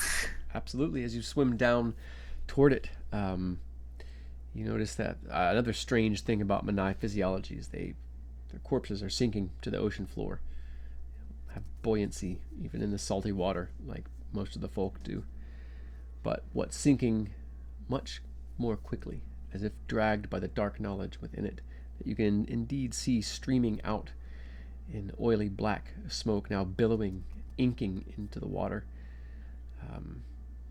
You are able to reach up and clasp the Forgotten Codex. It burns with cold. You are certain that you're going to take damage by carrying it. Not a lot, but 1 hit point per round. It's a good thing I have 3 hit points. Getting the book is free item interaction? Yes. Perfect. Okay. Moved. I'm going to use my action to release an ink cloud, because why not? It just seems like a fun place to do it. 5-foot radius cloud of ink extends all around the octopus for, if it is underwater, the area is heavily obscured for 1 minute, and it can be dispersed with significant current, but afterwards I can dash as a bonus action, so I'm going to dash Nice. back, pretty much climbing up onto one of the pillars and becoming Zim again as I push the book back under into a pouch. Awesome. I like imagining some of those tentacles sort of sucking back into your body as you grow, and some of them get, get sort of thicker and more stable. The end sort of splits out and starts turning into fingers. That's a cool image, turning from an octopus into a halfling. Halfling. I gained no height. The book is so again you take a hit point once you grab it, you take a hit point of damage, and then as you're carrying it, you'll continue to take it. Perfect. I've now put it into a pouch. Okay, awesome. You can even feel the cold emanating. It's not hurting you, but it's like you got a pouch full of dry ice, essentially. And this smoke is sort of leaking out, and but it's thick. It's sort of it's almost hitting the floor in drops, and staining, pockmarking the steel decking. something very bad is happening with the Forgotten Codex. Next gotta get this back. Gotta get this back into the halls. Why? That's Sim's only goal. Okay, yeah. Back to the halls. Magi Halsala is sort of limps up to you and says, I think that may be a danger to bring into the halls. She's already sort of brought her coral-bound spellbook up from her hip and is flipping through, looking for something to contain it. And as she's sort of pointing at it already as she comes up, pointing at the pouch itself, and you can see her eyes sort of screwed tight. Clearly, she's got some sort of detect magic up where she's looking at the spell itself, and you can tell she's trying to work some sort of binding around the book or around the pouch, the whole pouch. She seems very tired. Her, even underneath the waterproof hood of her robe, her face is sort of, or her hair is plastered to the sides of her face from sweat and exertion. You. Next in the order is Crenshaw. Crenshaw, how do you proceed? Any thoughts? Or any actions? Crenshaw is going to be looking around for any threats and maybe helping pull any wounded back behind the shield. Okay. You don't see any immediate threats in the docks here. You can hear some below the docks, and then back toward the back toward the east and north a little bit. But then you hear a few other areas of, sounds like, fighting going on, a few streets over, even up in some of the towers and down beneath the streets. So you could either go to move. It's either or. Either you look for wounded, or you go toward the fight. I'm gonna stay with the party and look for wounded. Okay.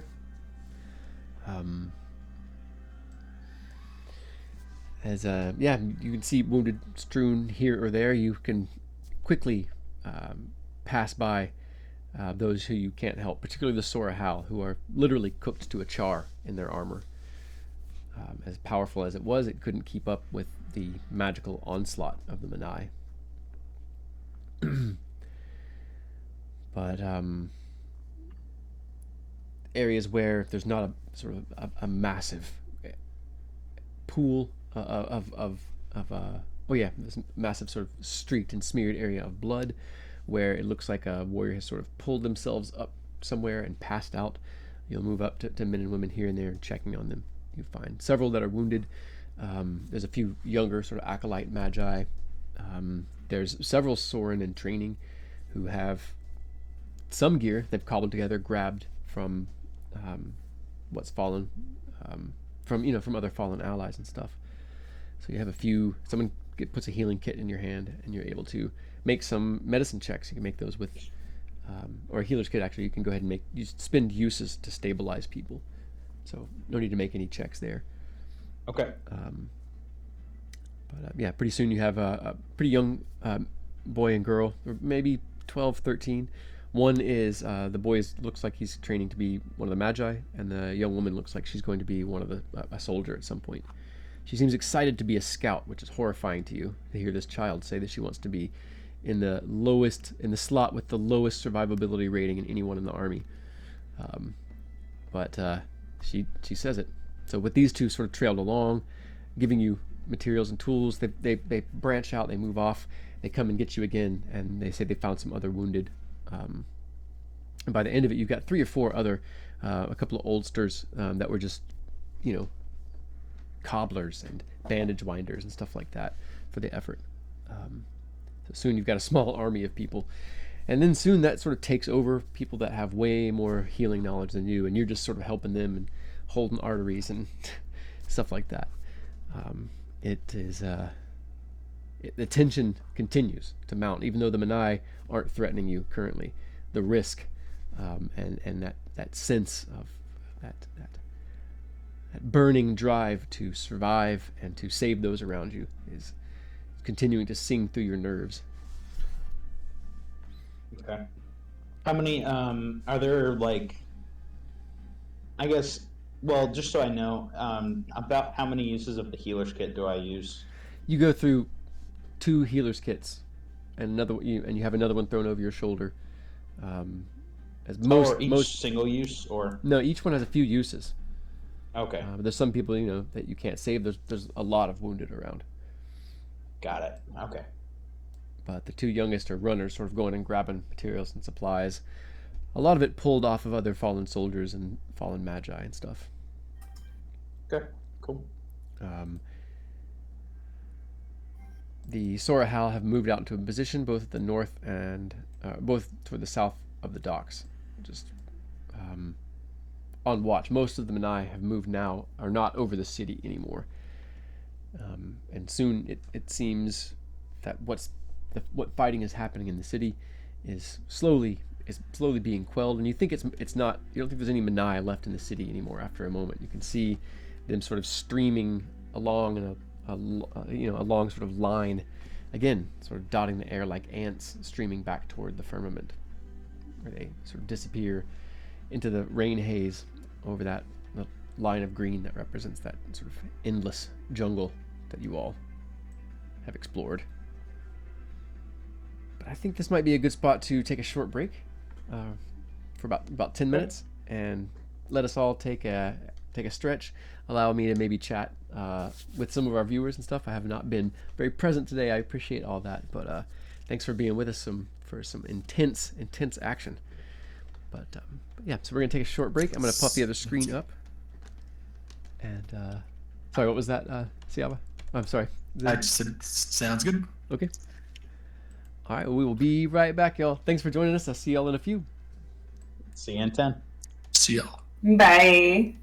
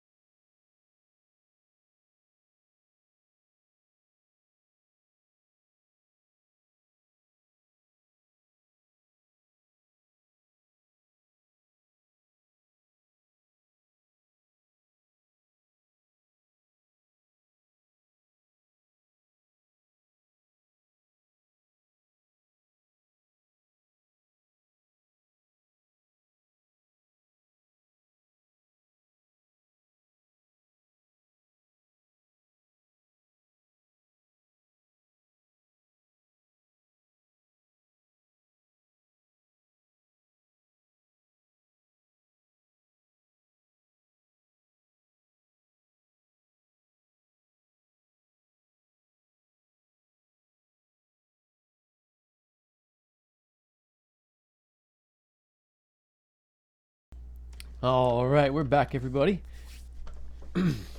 After a short break, getting some water and letting our attention span sort of come back together a little bit. Yeah, thanks for waiting and thanks for hanging out with us so far. We are going to step back into it here. I'm going to go ahead and clear the initiative, and let's go ahead and highlight our tokens once more and reroll initiative. We're not really using the map this for the moment. This is just going to be theater of the mind. I just sort of have them on the map just so they can roll initiative and get that turn order tracker filled up. Roll a 12. Fantastic. 11 for Sim. All right, nice. So at the top of the order is Crenshaw. Actually, let me get a little bit of music going here.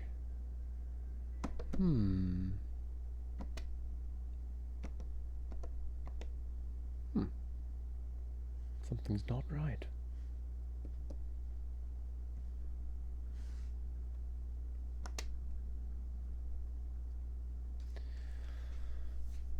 So as the Manai have sort of cleared from the air, it seems that most of the effort is content to let them go, continue sort of defending the city, looking after wounded, and to see what damage has been wrought. What more? It's obvious. There's melted and burned buildings. Some look like they've been slashed through with a giant blade. Others like some just a perfect half sphere missing out of a rooftop or wall or a section of streets. From some sort of disintegration magics. Crenshaw, as you sort of continue to move around this area, finding wounded, gathering people together, you see that everyone you meet has a sense of unreality about everyone, as if they're, everyone has the sense that they're dreaming or not quite awake, or certainly going through the motions, training, kicking in. And though there's certainly a purpose to saving lives, you can also see that it's also a way that people are sort of spending out their excess energy, and a way of sort of fighting back against all the destruction and all the fear that sort of was singing through everyone's veins for that very long half hour, which turns out, after doing a little bit of math, talking to everybody, the whole event from beginning to end was less than a half hour. The city already, not a complete thing. Many buildings sort of in the midst of being built, scaffolding around them, the inner pylon structure that make all the buildings sort of jutting up like steel fingers into the sky. But now the ends of some of these are melted. Tower tops sort of wrenched free by strange forces, exposed now to the rain. Things that were never meant to burn, stone and metal, are sort of pooled and just that, melted, burned.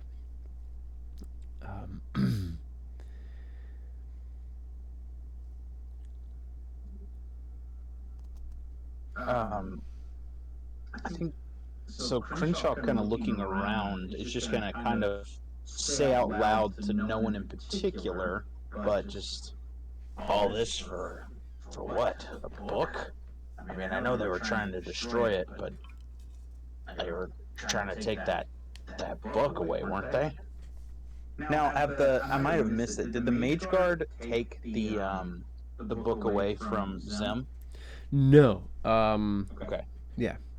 Magi Helreth is with Zim right now, working, sort of doing something to the book. It seems to be, putting out this inky smoke, and he's making a faint hissing sound.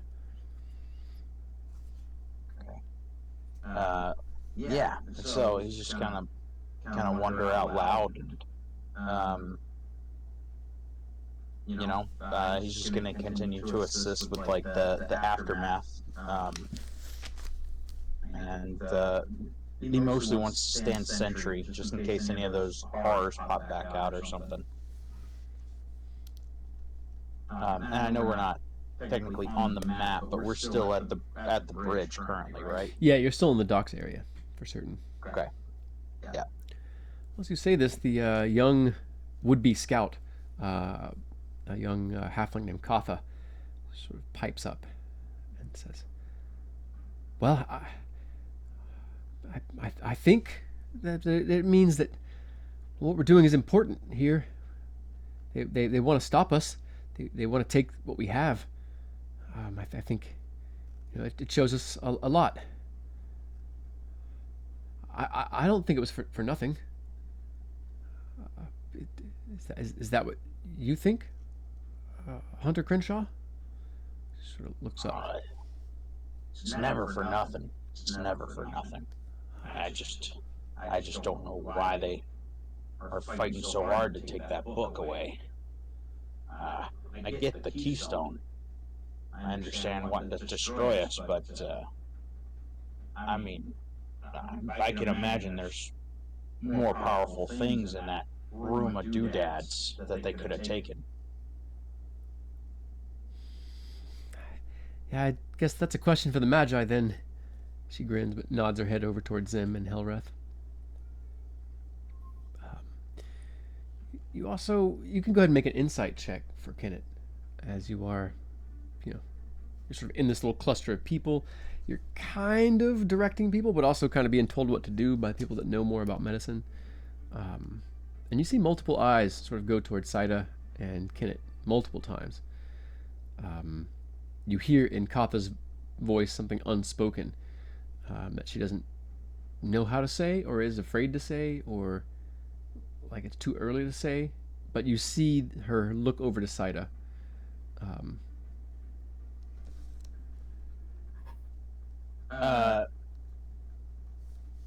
Crenshaw is gonna kind of press that a little bit. Okay. Does the elf make you nervous, son?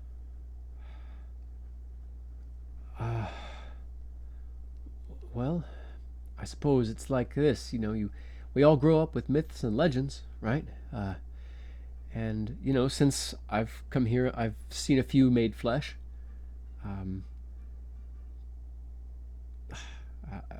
She kind of cocks her head back to Saida. She says, "But some of those grand tales were pretty heavy.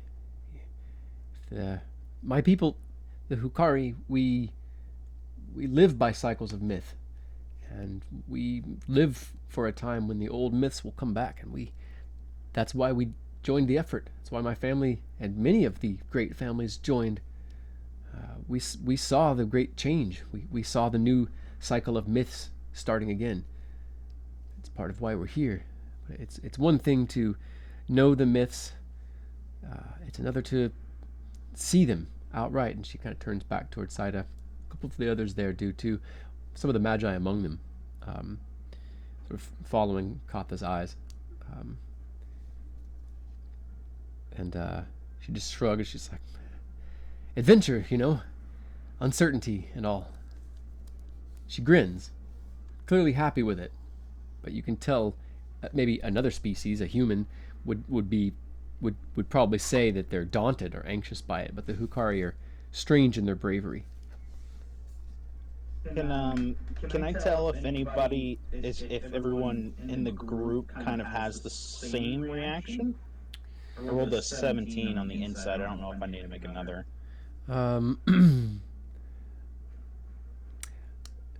You can tell that there's a few, some aren't reacting, probably didn't see anything. Others maybe saw something, but just assumed it was something else, didn't know what it was. Could be anything. It's some people those that were kind of close, and any of the Magi seem to be paying a lot of attention to Saida. But out of that group, it's clearly some have been told, other people have said things to them about Saida. But you also know, you all assume that that stories of things that happened on the firm are spreading.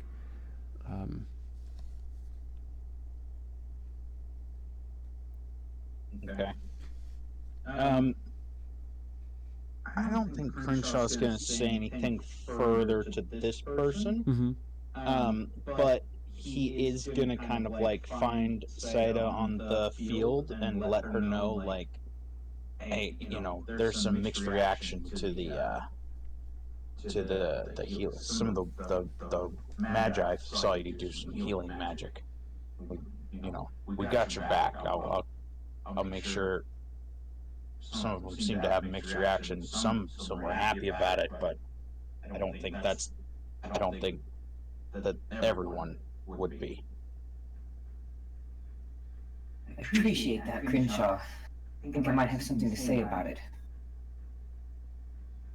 Waiting for my turn. Next in the order, Saida. Yeah, we got your back. Who has the book again?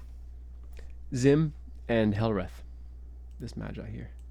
I would like to walk over to them and just grab the book for a moment and then stand up on the nearest box or barrel. All right, Zim. How does Zim respond to that? Saida comes over and just grabs the Forgotten Codex. But it's about its leaking acid-like stuff. It is indeed from the arrow, just the fletchings, as if the arrow is buried impossibly deep. It's not coming out the other side. Just the fletchings are sticking out, and this oily black smoke.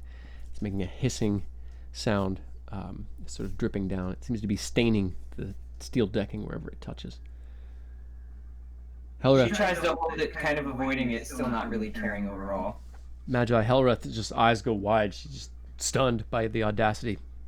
Doesn't react really before you say your piece. So she gets up on her soapbox. Okay, I'm gonna move. Says, Okay. evil universally aims for one thing, power. So if they wanted that book, we can tell that much. So, we did an important deed here today. We've kept power from the hands of the wicked.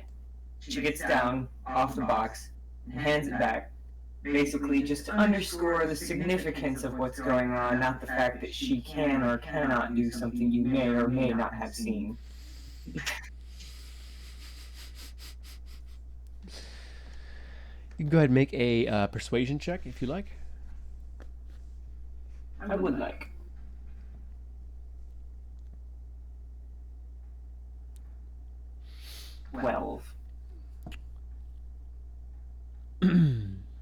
You can also make an insight. You can all make insight checks, as Saida clearly gets everybody's attention. Crenshaw, you've already made that insight. That'll work for now. I specifically look at the mage guard. Okay.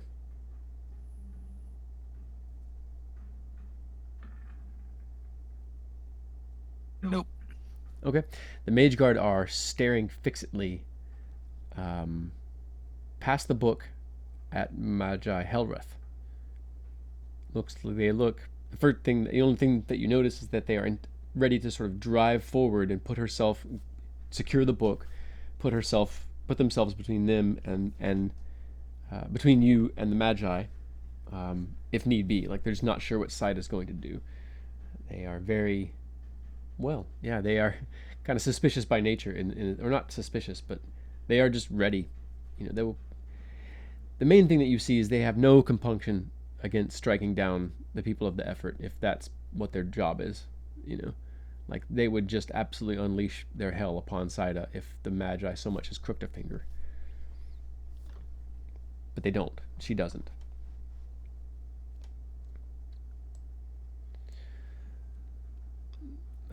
Saida, you get some uncomfortable looks.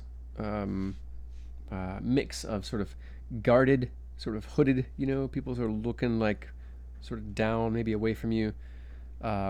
Others open-faced, lips slightly parted.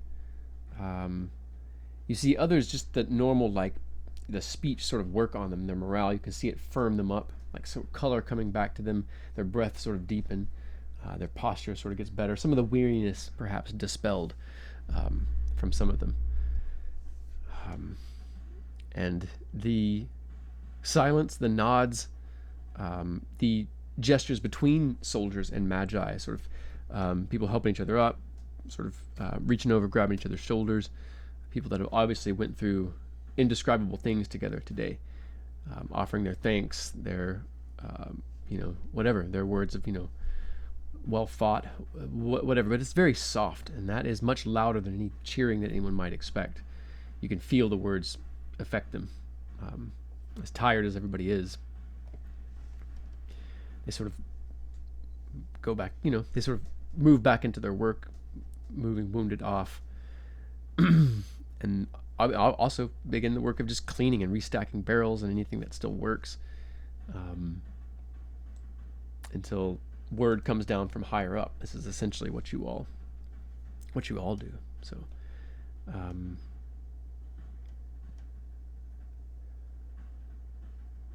yeah, you certainly have gathered more attention, and you can see now heads turned together speaking and turning back toward you and the rest of the company. Kenneth, Zim, Crenshaw, RS.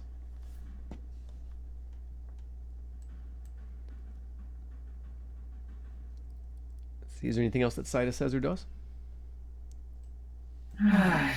She goes back near Crenshaw and just says, I stated my piece. Just about all you can do. Next in the order, Zim. As Maja Helrith continues her incantations, she sort of nods, suggesting it's safe to touch. She gestures for you to give her the book. Well, of course. Look. Well done, Magi Zim. She coughs. Well done indeed. I have to admit, I did not think that we would be successful in stopping them from escaping. But you and your company, well, I'll have to read your file. I feel like I should already know who you are. You see her gaze travel past you, back over her shoulder, dead towards Saida, right at her. Looking at her for... We've just been out on the continent, and then we came back, and then all this happened. It's been a excitingly crazy few days. Yes, you are the company who found the emanation, the pillar, no? That was us. I have read some of your file, but mostly about what you've discovered. I've yet to familiarize myself with you each. I'll be foolish not to rectify that as soon as possible. She coughs again behind her hand. She has the book now, and this is before well, she begins to move off to return it. And she stops and looks back over it. She says, I expect great things for you. I'm sure there will be more commendations and speeches. I hope you're ready for some attention. You Hukari, I've heard you are fond of fame, are you not?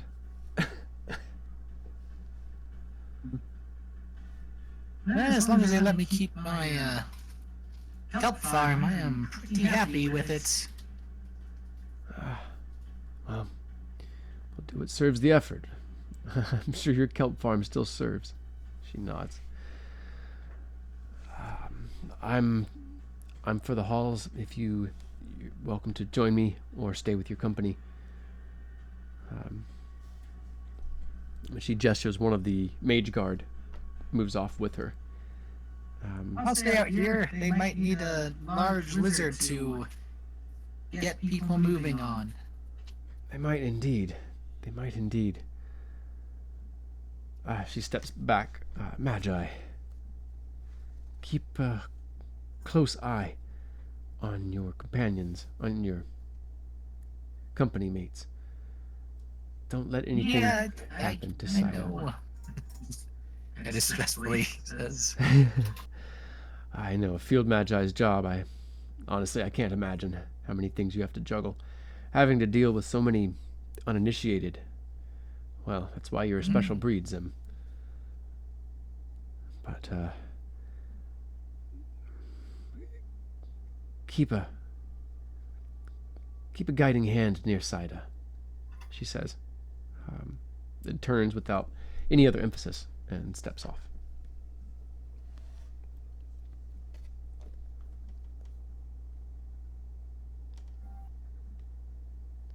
I'll mosey my way back to Insha, Saida, and Kennett, Harris.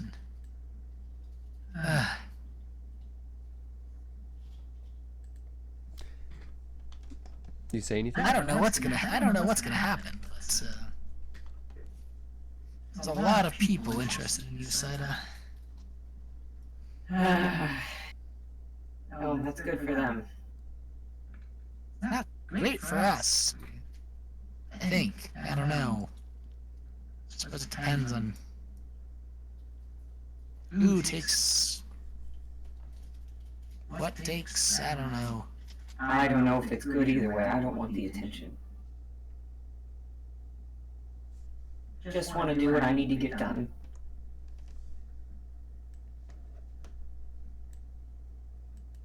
That's fair. I'd say we help you and they report back to what was her name? Asherdam? That's the one, says Kennett. Yeah, let's get out of here. I was thinking it could become a giant lizard, and we could make like a makeshift cart wagon sled thing, and pull any injured to places where people could treat them. Because I've got to admit, I don't really have anything left. Yeah?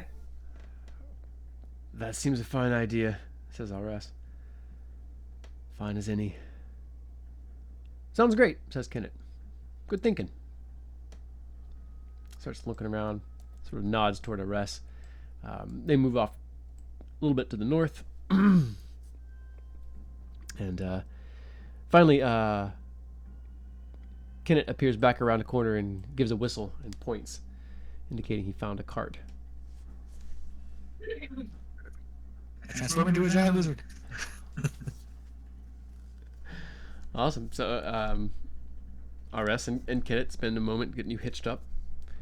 And before RS and some of the cluster of people formed around Crenshaw begin sort of mounding some of the wounded up. As they do, you all see more uncomfortable glances cast towards Saida. Some of them plaintive, expectant, curious, or waiting. Eyes that sort of turn away are, well, some seem disappointed. Some eyes seem calculating or thinking, weighing Saida and this group in their thoughts. Others seem suspicious. But perhaps the worst one of all is some come away with a light in their eyes. A light that they would follow Saida, perhaps Kennett, Crenshaw, RS, and Zim through hell, high water, the last battle of the world. It's the light of zeal in their eyes.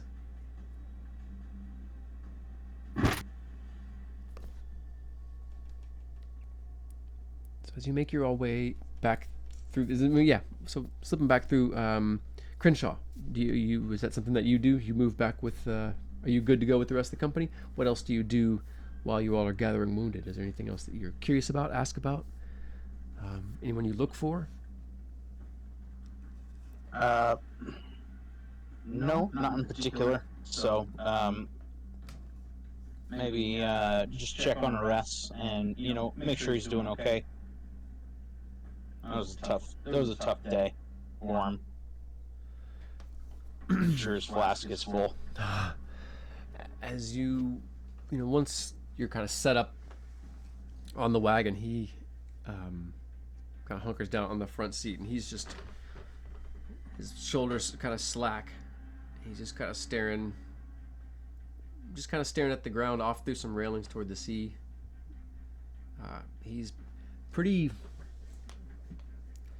not unresponsive. He seems despondent after all the action. He seemed really alive, like he knew what he was doing, perhaps, but he lost his friend and then had to take his friend down again. The city's been through a lot. You all have all seen a lot, so it could be any and all of those things. But if you get his attention, you have to reach over and tug his flask out of his vest. He kind of looks down as you do, follows the hand up to your face. He just stares at you for a long moment. Kren, good fighting today. Good fighting indeed. It's tough fighting. Yeah, fortunately you move like a man half your age or better. Huh. Yeah. Yeah, son, you don't even know how old I am. No, that's why I figured I'd start with half. All right. Well, with a little bit of joking and stuff, if he's got anything in his flask, I'll hand it back. If not, I'll hand him mine. So yeah, it's definitely empty. it's just I'll hand him mine. There's about half left. Crenshaw just periodically takes a little sip of courage. They're out fighting. So. Yeah, he doesn't stink like he's drunk, but definitely, it's like almost just a little ritual that soothes the nerves. So he takes your flask and he looks down at it for a long second. He holds up Bosch's gnarl. His it's shrunk back to that strangely shaped dagger. He kind of holds up the dagger at you and he says, because you saw him pick it up, you know whose it is. He doesn't say anything, so he just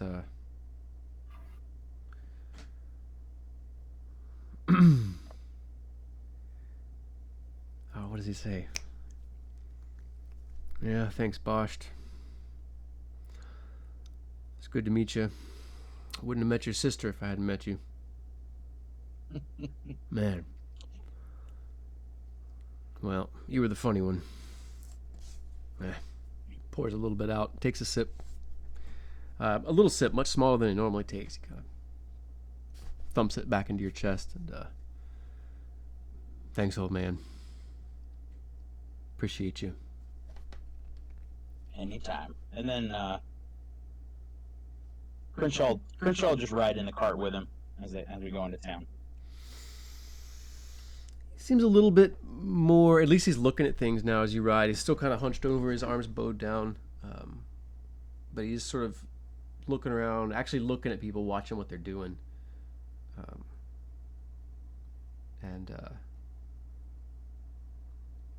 Yeah, he just at least like looking around, looking at people, looking at the destruction. Occasionally he whistles through his teeth at the melted tower tops, the strange half spherical chunks taken out of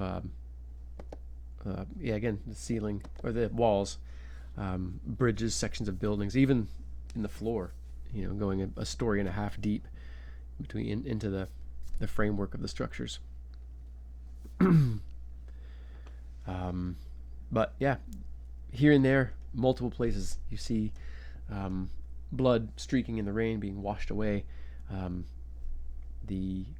At multiple places where you can see the water, it's sort of pink with that blood that's run off. There are a good the whole, almost like the whole outer shell of the fortress, as it were. The tower tops, the rooftops, the sides of the exposed sides of the taller towers and such, all have some sort of damage. Everything that was easily visible or accessible from the sky has been melted, burned, broken, bubbled, disintegrated, reshaped.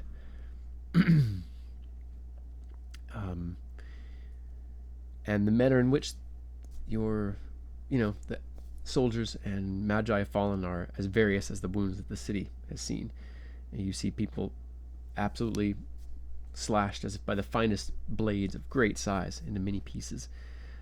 You see multiple people turned to stone statues. Here and there, Templars walk among them, sort of restoring them back to flesh. These seem like the most fortunate out of all of the Menai. You see others taken away to the halls of silence. Their mouths open, twisted, as they sort of scream incoherent words, but they walk in sort of bubbles of silence that other magi have contained them in, somehow driven to it by the mental probing of the Menai. But as you spend a good hour ferrying wounded back to the infirmary and the edges of the halls of silence, soon under the eaves of a nearby roof, one of the public houses, you see Ashradan speaking with two of her cousins, Izira and Arten. A cluster of other soldiers, hunters, Soren standing around them. She sort of juts her chin out and gestures to catch you all's attention. Her surcoat is torn. She has a huge goose egg on the front of her head. She has bandages across, around her neck, as if she took some deep wounds on the neck. Her arm is in a sling as well. But she nods, as you all approach. Kenneth comes up and gives a pretty brief report. He leaves a lot out. He says,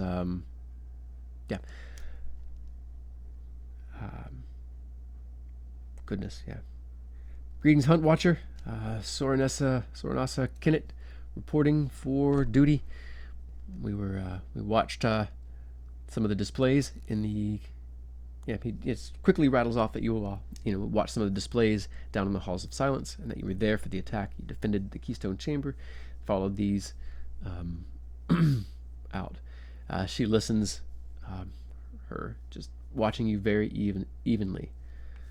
Then says, she waits several moments, looking over you, and says, I was waiting for you to say you resurrected the dead as well. My gods, what didn't the three of you do? What didn't you all do? Well, I'll not bore you with the details of what I've been doing. You can pretty much see it already. Her highly disheveled and damaged appearance sort of belies that. She didn't sit here the whole time giving orders and receiving intelligence. But, so, as Kent gives his brief once over, she looks at him, she does say, but I can't help feeling like you're leaving something out, Kenneth. Oh, quite a bit, I expect. As do I. Anything of note to add, Crenshaw? Ashradan says, the mithril trinkets in her hair sort of clicking as she tilts her head towards you. See the Nothing of note, ma'am. Mm-hmm. Nothing of note. Right. Okay. Zim? Magi Zim? Where is he? She kind of looks down at the lizard. I shake my head back and forth. She looks back at Kenneth for a long moment and then slowly kind of tilts her gaze over to Saida. Says, Saida, is there anything that you want to tell your your hunt watcher? I was sober by the end of the battle. I will shake my lizard head up and down. She sort of looks around, notes some of the, you know, the uncommon amount of faces turned towards you. I'm sure there's a certain amount of people who know what you all did on the firm. There were some people who witnessed you all coming out of the Halls of Silence. And granted, probably a good number of soldiers and magi saw you all fighting through the city, chasing after this cluster of Manai to the city's edge. But Asherdan doesn't seem kind of convinced of that. She obviously thinks there's something to consider. Her eyes come back to Saida. Right then. Well, Kenneth, I'm sure you know the work. You've already had your company moving the dead, helping sort of repair and clean. Give us another hour of that, and take the rest of the night off. You'll report to my office sharp in the morning at daybreak for the for your assessment.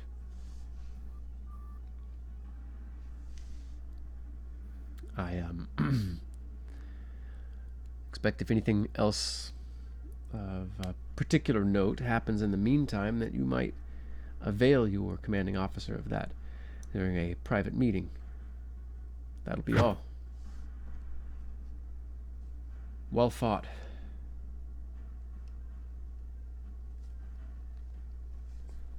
And having been dismissed after that, it's not hard to find an hour's worth of work to do.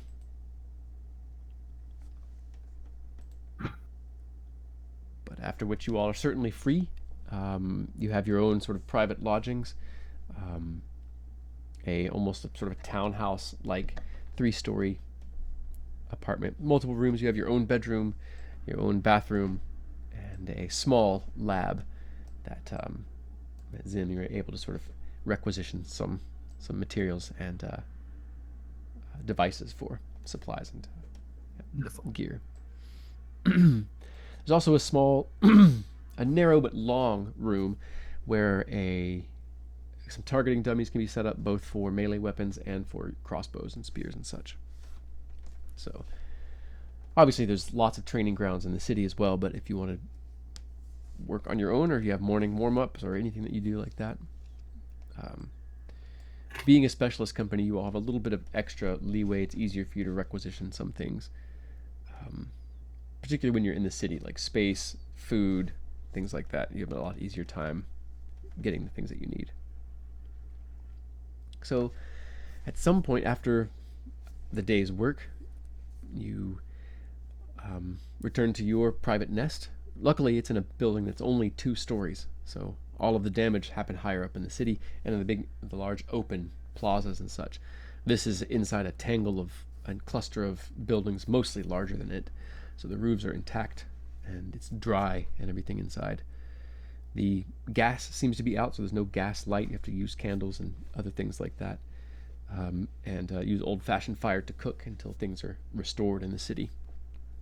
And who knows how long that'll be. But given the night off, you all can go ahead and calculate that long rest now, if you like. Yeah, buddy. Of course, you can, now, from that level up last time, anything that you haven't chosen, any new spells you haven't chosen, anything like that, you're free to take now.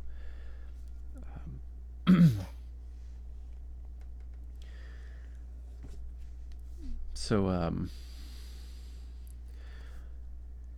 Kenneth, at some point you all have sort of had a private dinner together after, and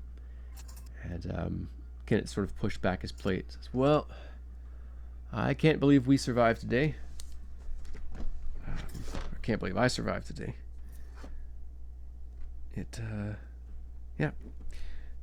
Either due to orders or irony of fate, we're gonna keep getting pushed into dire situations that seem to be of more importance than I'm really comfortable with. But that being said,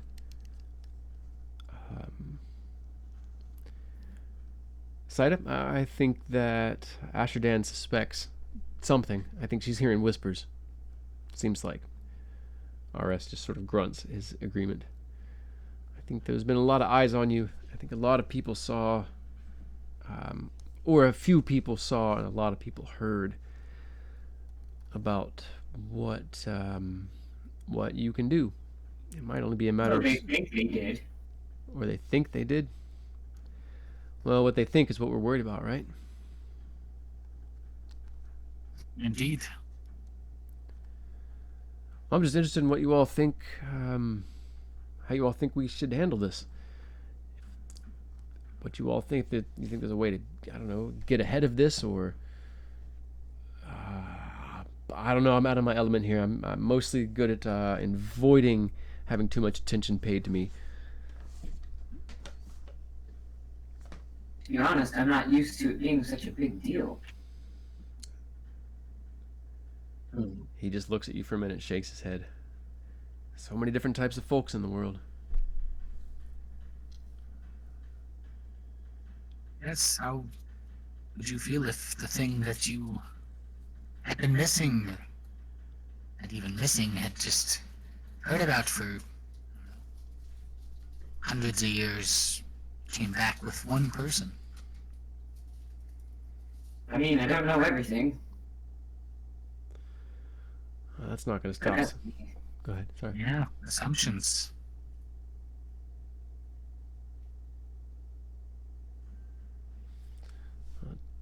Two, if they find out about me, Kenneth says.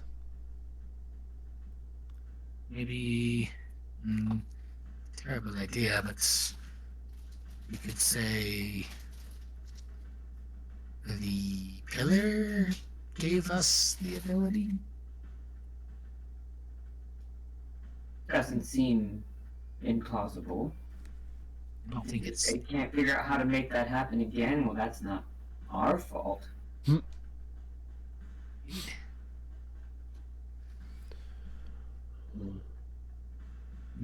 might have been something to us. I don't know. I find it justified as it a means to a greater end and stamping out evil forces. Real question is, RS says, if they believe that, is that going to keep them from, I don't know, is that going to keep them from taking you apart to see how you work? Oh, they do that, don't they? Well, I don't know. I'm not a wizard. Just think of the Manai. The autopsy. Is that gonna be me? I think they'd dissect you necessarily, but I'm not trying to freak anybody out. leaving might be difficult. Again, as they probably want to continuously study how you have such power. Seems like a waste of our time. Really does, but there's a lot of people in that hall that do nothing but spend their time wasting other people's times. Fair point. RS just chuckles. We're gonna need to find a way to get out of the city before the Madrag get their hooks into her. And he looks over at Zim and said, and no offense. I'm more of the naturist type anyway. I don't really like being confined in all of this city. Crenshaw just kind of mutters under his breath, that tracks. Kenneth's eyebrows sort of risen up. Well, I suppose that's an idea. I mean, I'm not saying I've really ever super patriotic type, but I don't know. Living beyond the wire by ourselves, escaping to the firm. That'd be the end result, wouldn't it? It's either being with the effort or the other thing, right? And all the other things running, fighting. You got the Lear, the Minai, and then I guess technically we'd be against the effort too.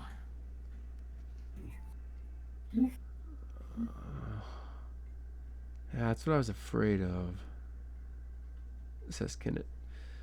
I don't see it having a longevity for 5 of us. I Well, always acquire a ship, go out the other way. that's a high premium right now, RS says, sort of jutting his head back to where you can see 2 large ships hoisted out from below and being scrapped and taken apart. I don't know how to sail one of those things, do you? I No. do. Need a bigger crew than us, though. I happen to be a sailor. So yes.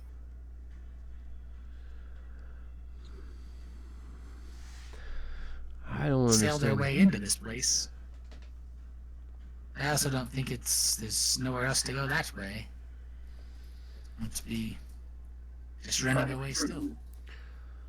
Well, I think the effort needs us. I do believe in what we're doing here, says RS. Now I'll let them take Saida or Kenneth off to the halls of silence and hide him away over my dead body, and hopefully several of theirs. One of my worries that it will be over our dead bodies. Mage Guard are not. All I'm saying is I've been with. Right? All I'm saying is we've been through a lot together. My loyalties lie with my company before anything else. That's what the firm taught me. So, but now personally, if you two have the sort of magic that the effort is truly looking for, then I think the 2 of you should be in charge. He sort of shrugs and leans back. But he looks back and forth to see how you all react to his words. Yeah. Oh no, Kenneth says. I'm as in charge as I want to be right now.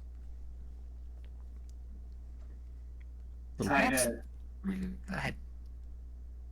Saida laughs and says, "Well, I certainly like to charge in, but take charge? I mean, if you insist." Well, this decision affects you most of all. I don't think they know about Kenneth, his gifts, but this decision is going to impact you the most. Now, I don't think. Now, we have a meeting with Asherdan later.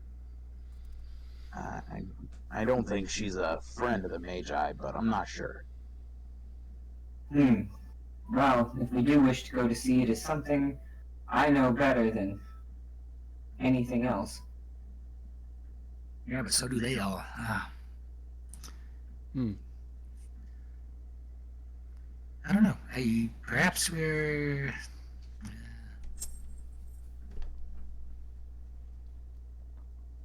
trying to tighten the sails in a lull.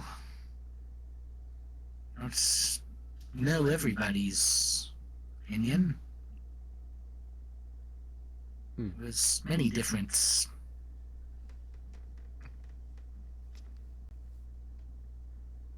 thoughts on people's faces out there.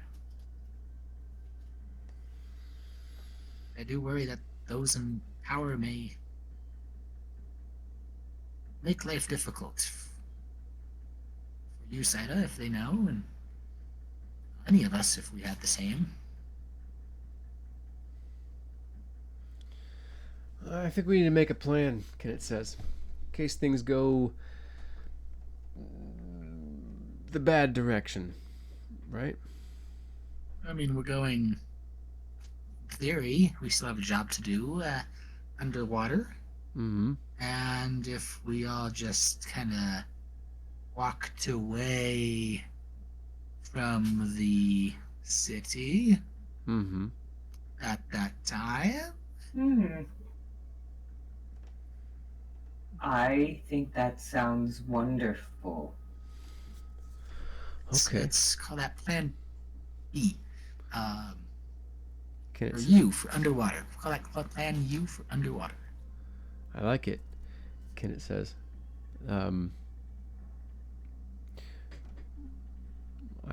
know we're going to get a small commendation, probably a small bonus out of this.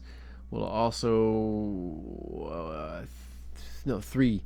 We'll get 3 days of downtime after this. We saved a few magi. 2 of us nearly died in combat, so the commendations we're going to get for that should give us, I think, 3 days off, but we don't have to take it. We can instead take a bonus, and I say we take the bonus and get right back to work, so we're not in the city for 3 days and letting them think about whether they want to let it, because right now the orders as they stand are already in the pipeline, right? So it's up to you, but I say we forego the 3 days of however much downtime they're going to give us and just get straight back to work underwater. Get straight out of here. That's it. Glad you're here with this military knowledge, Eris. Oh, sorry, that was Kenneth. Glad you're here with this military knowledge, Kenneth. I don't quite have, yeah, well, can't say I want to have it, but I don't know what else to do with it. So Those pamphlets, I look at the table. Strewn of material, probably not very much read. Yeah, and poorly organized for sure.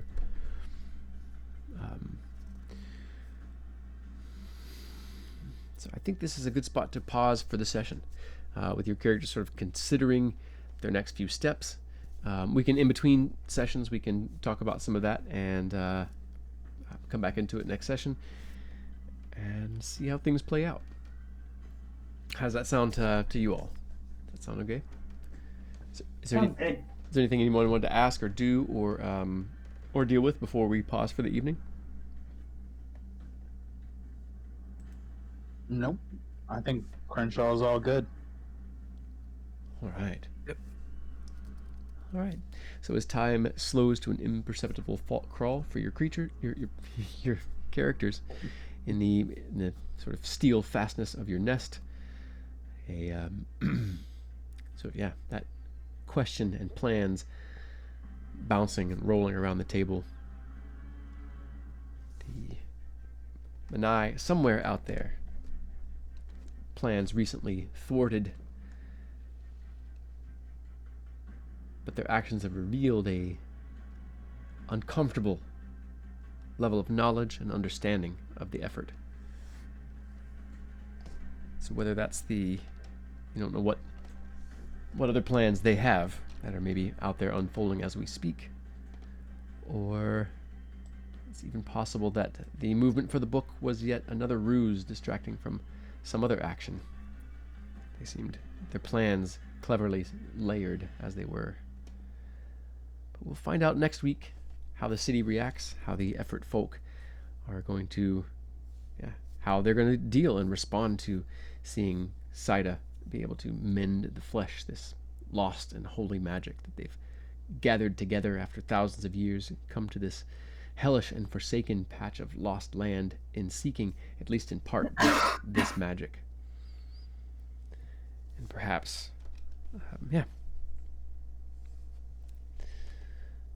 so anyway, thank you for joining us this session, everybody. For session 12 now of LandFall, we'll be moving into session 13 next week. We've probably got 3 to 4 more sessions of this before we're going to take a 2-week pause. And I'll probably still stream a little bit on Mondays, or maybe we'll do reruns, might do a compilation, some of the best moments from this this miniature campaign. So feel free to make clips of any of the videos on the channel from Landfall. If you like any of them, I'll go back and look at those clips, and from those clips, we'll maybe compile the sort of reruns that we'll use to throw up while we do some preparation for a little bit of secret sauce in the background for the upcoming stream. So we got some excited stuff in the works that we're planning on, and we're really excited that you all have been with us so far, and we're excited for you all to join us for the next one. Next week, episode 13 of Landfall. We are the Mythlanders. We thank you so much for joining us, you all. Have a great time out there. Take care of yourselves. Make sure you're getting some rest and drinking some water, and see you next time. Bye, everybody. Bye. Have a good night.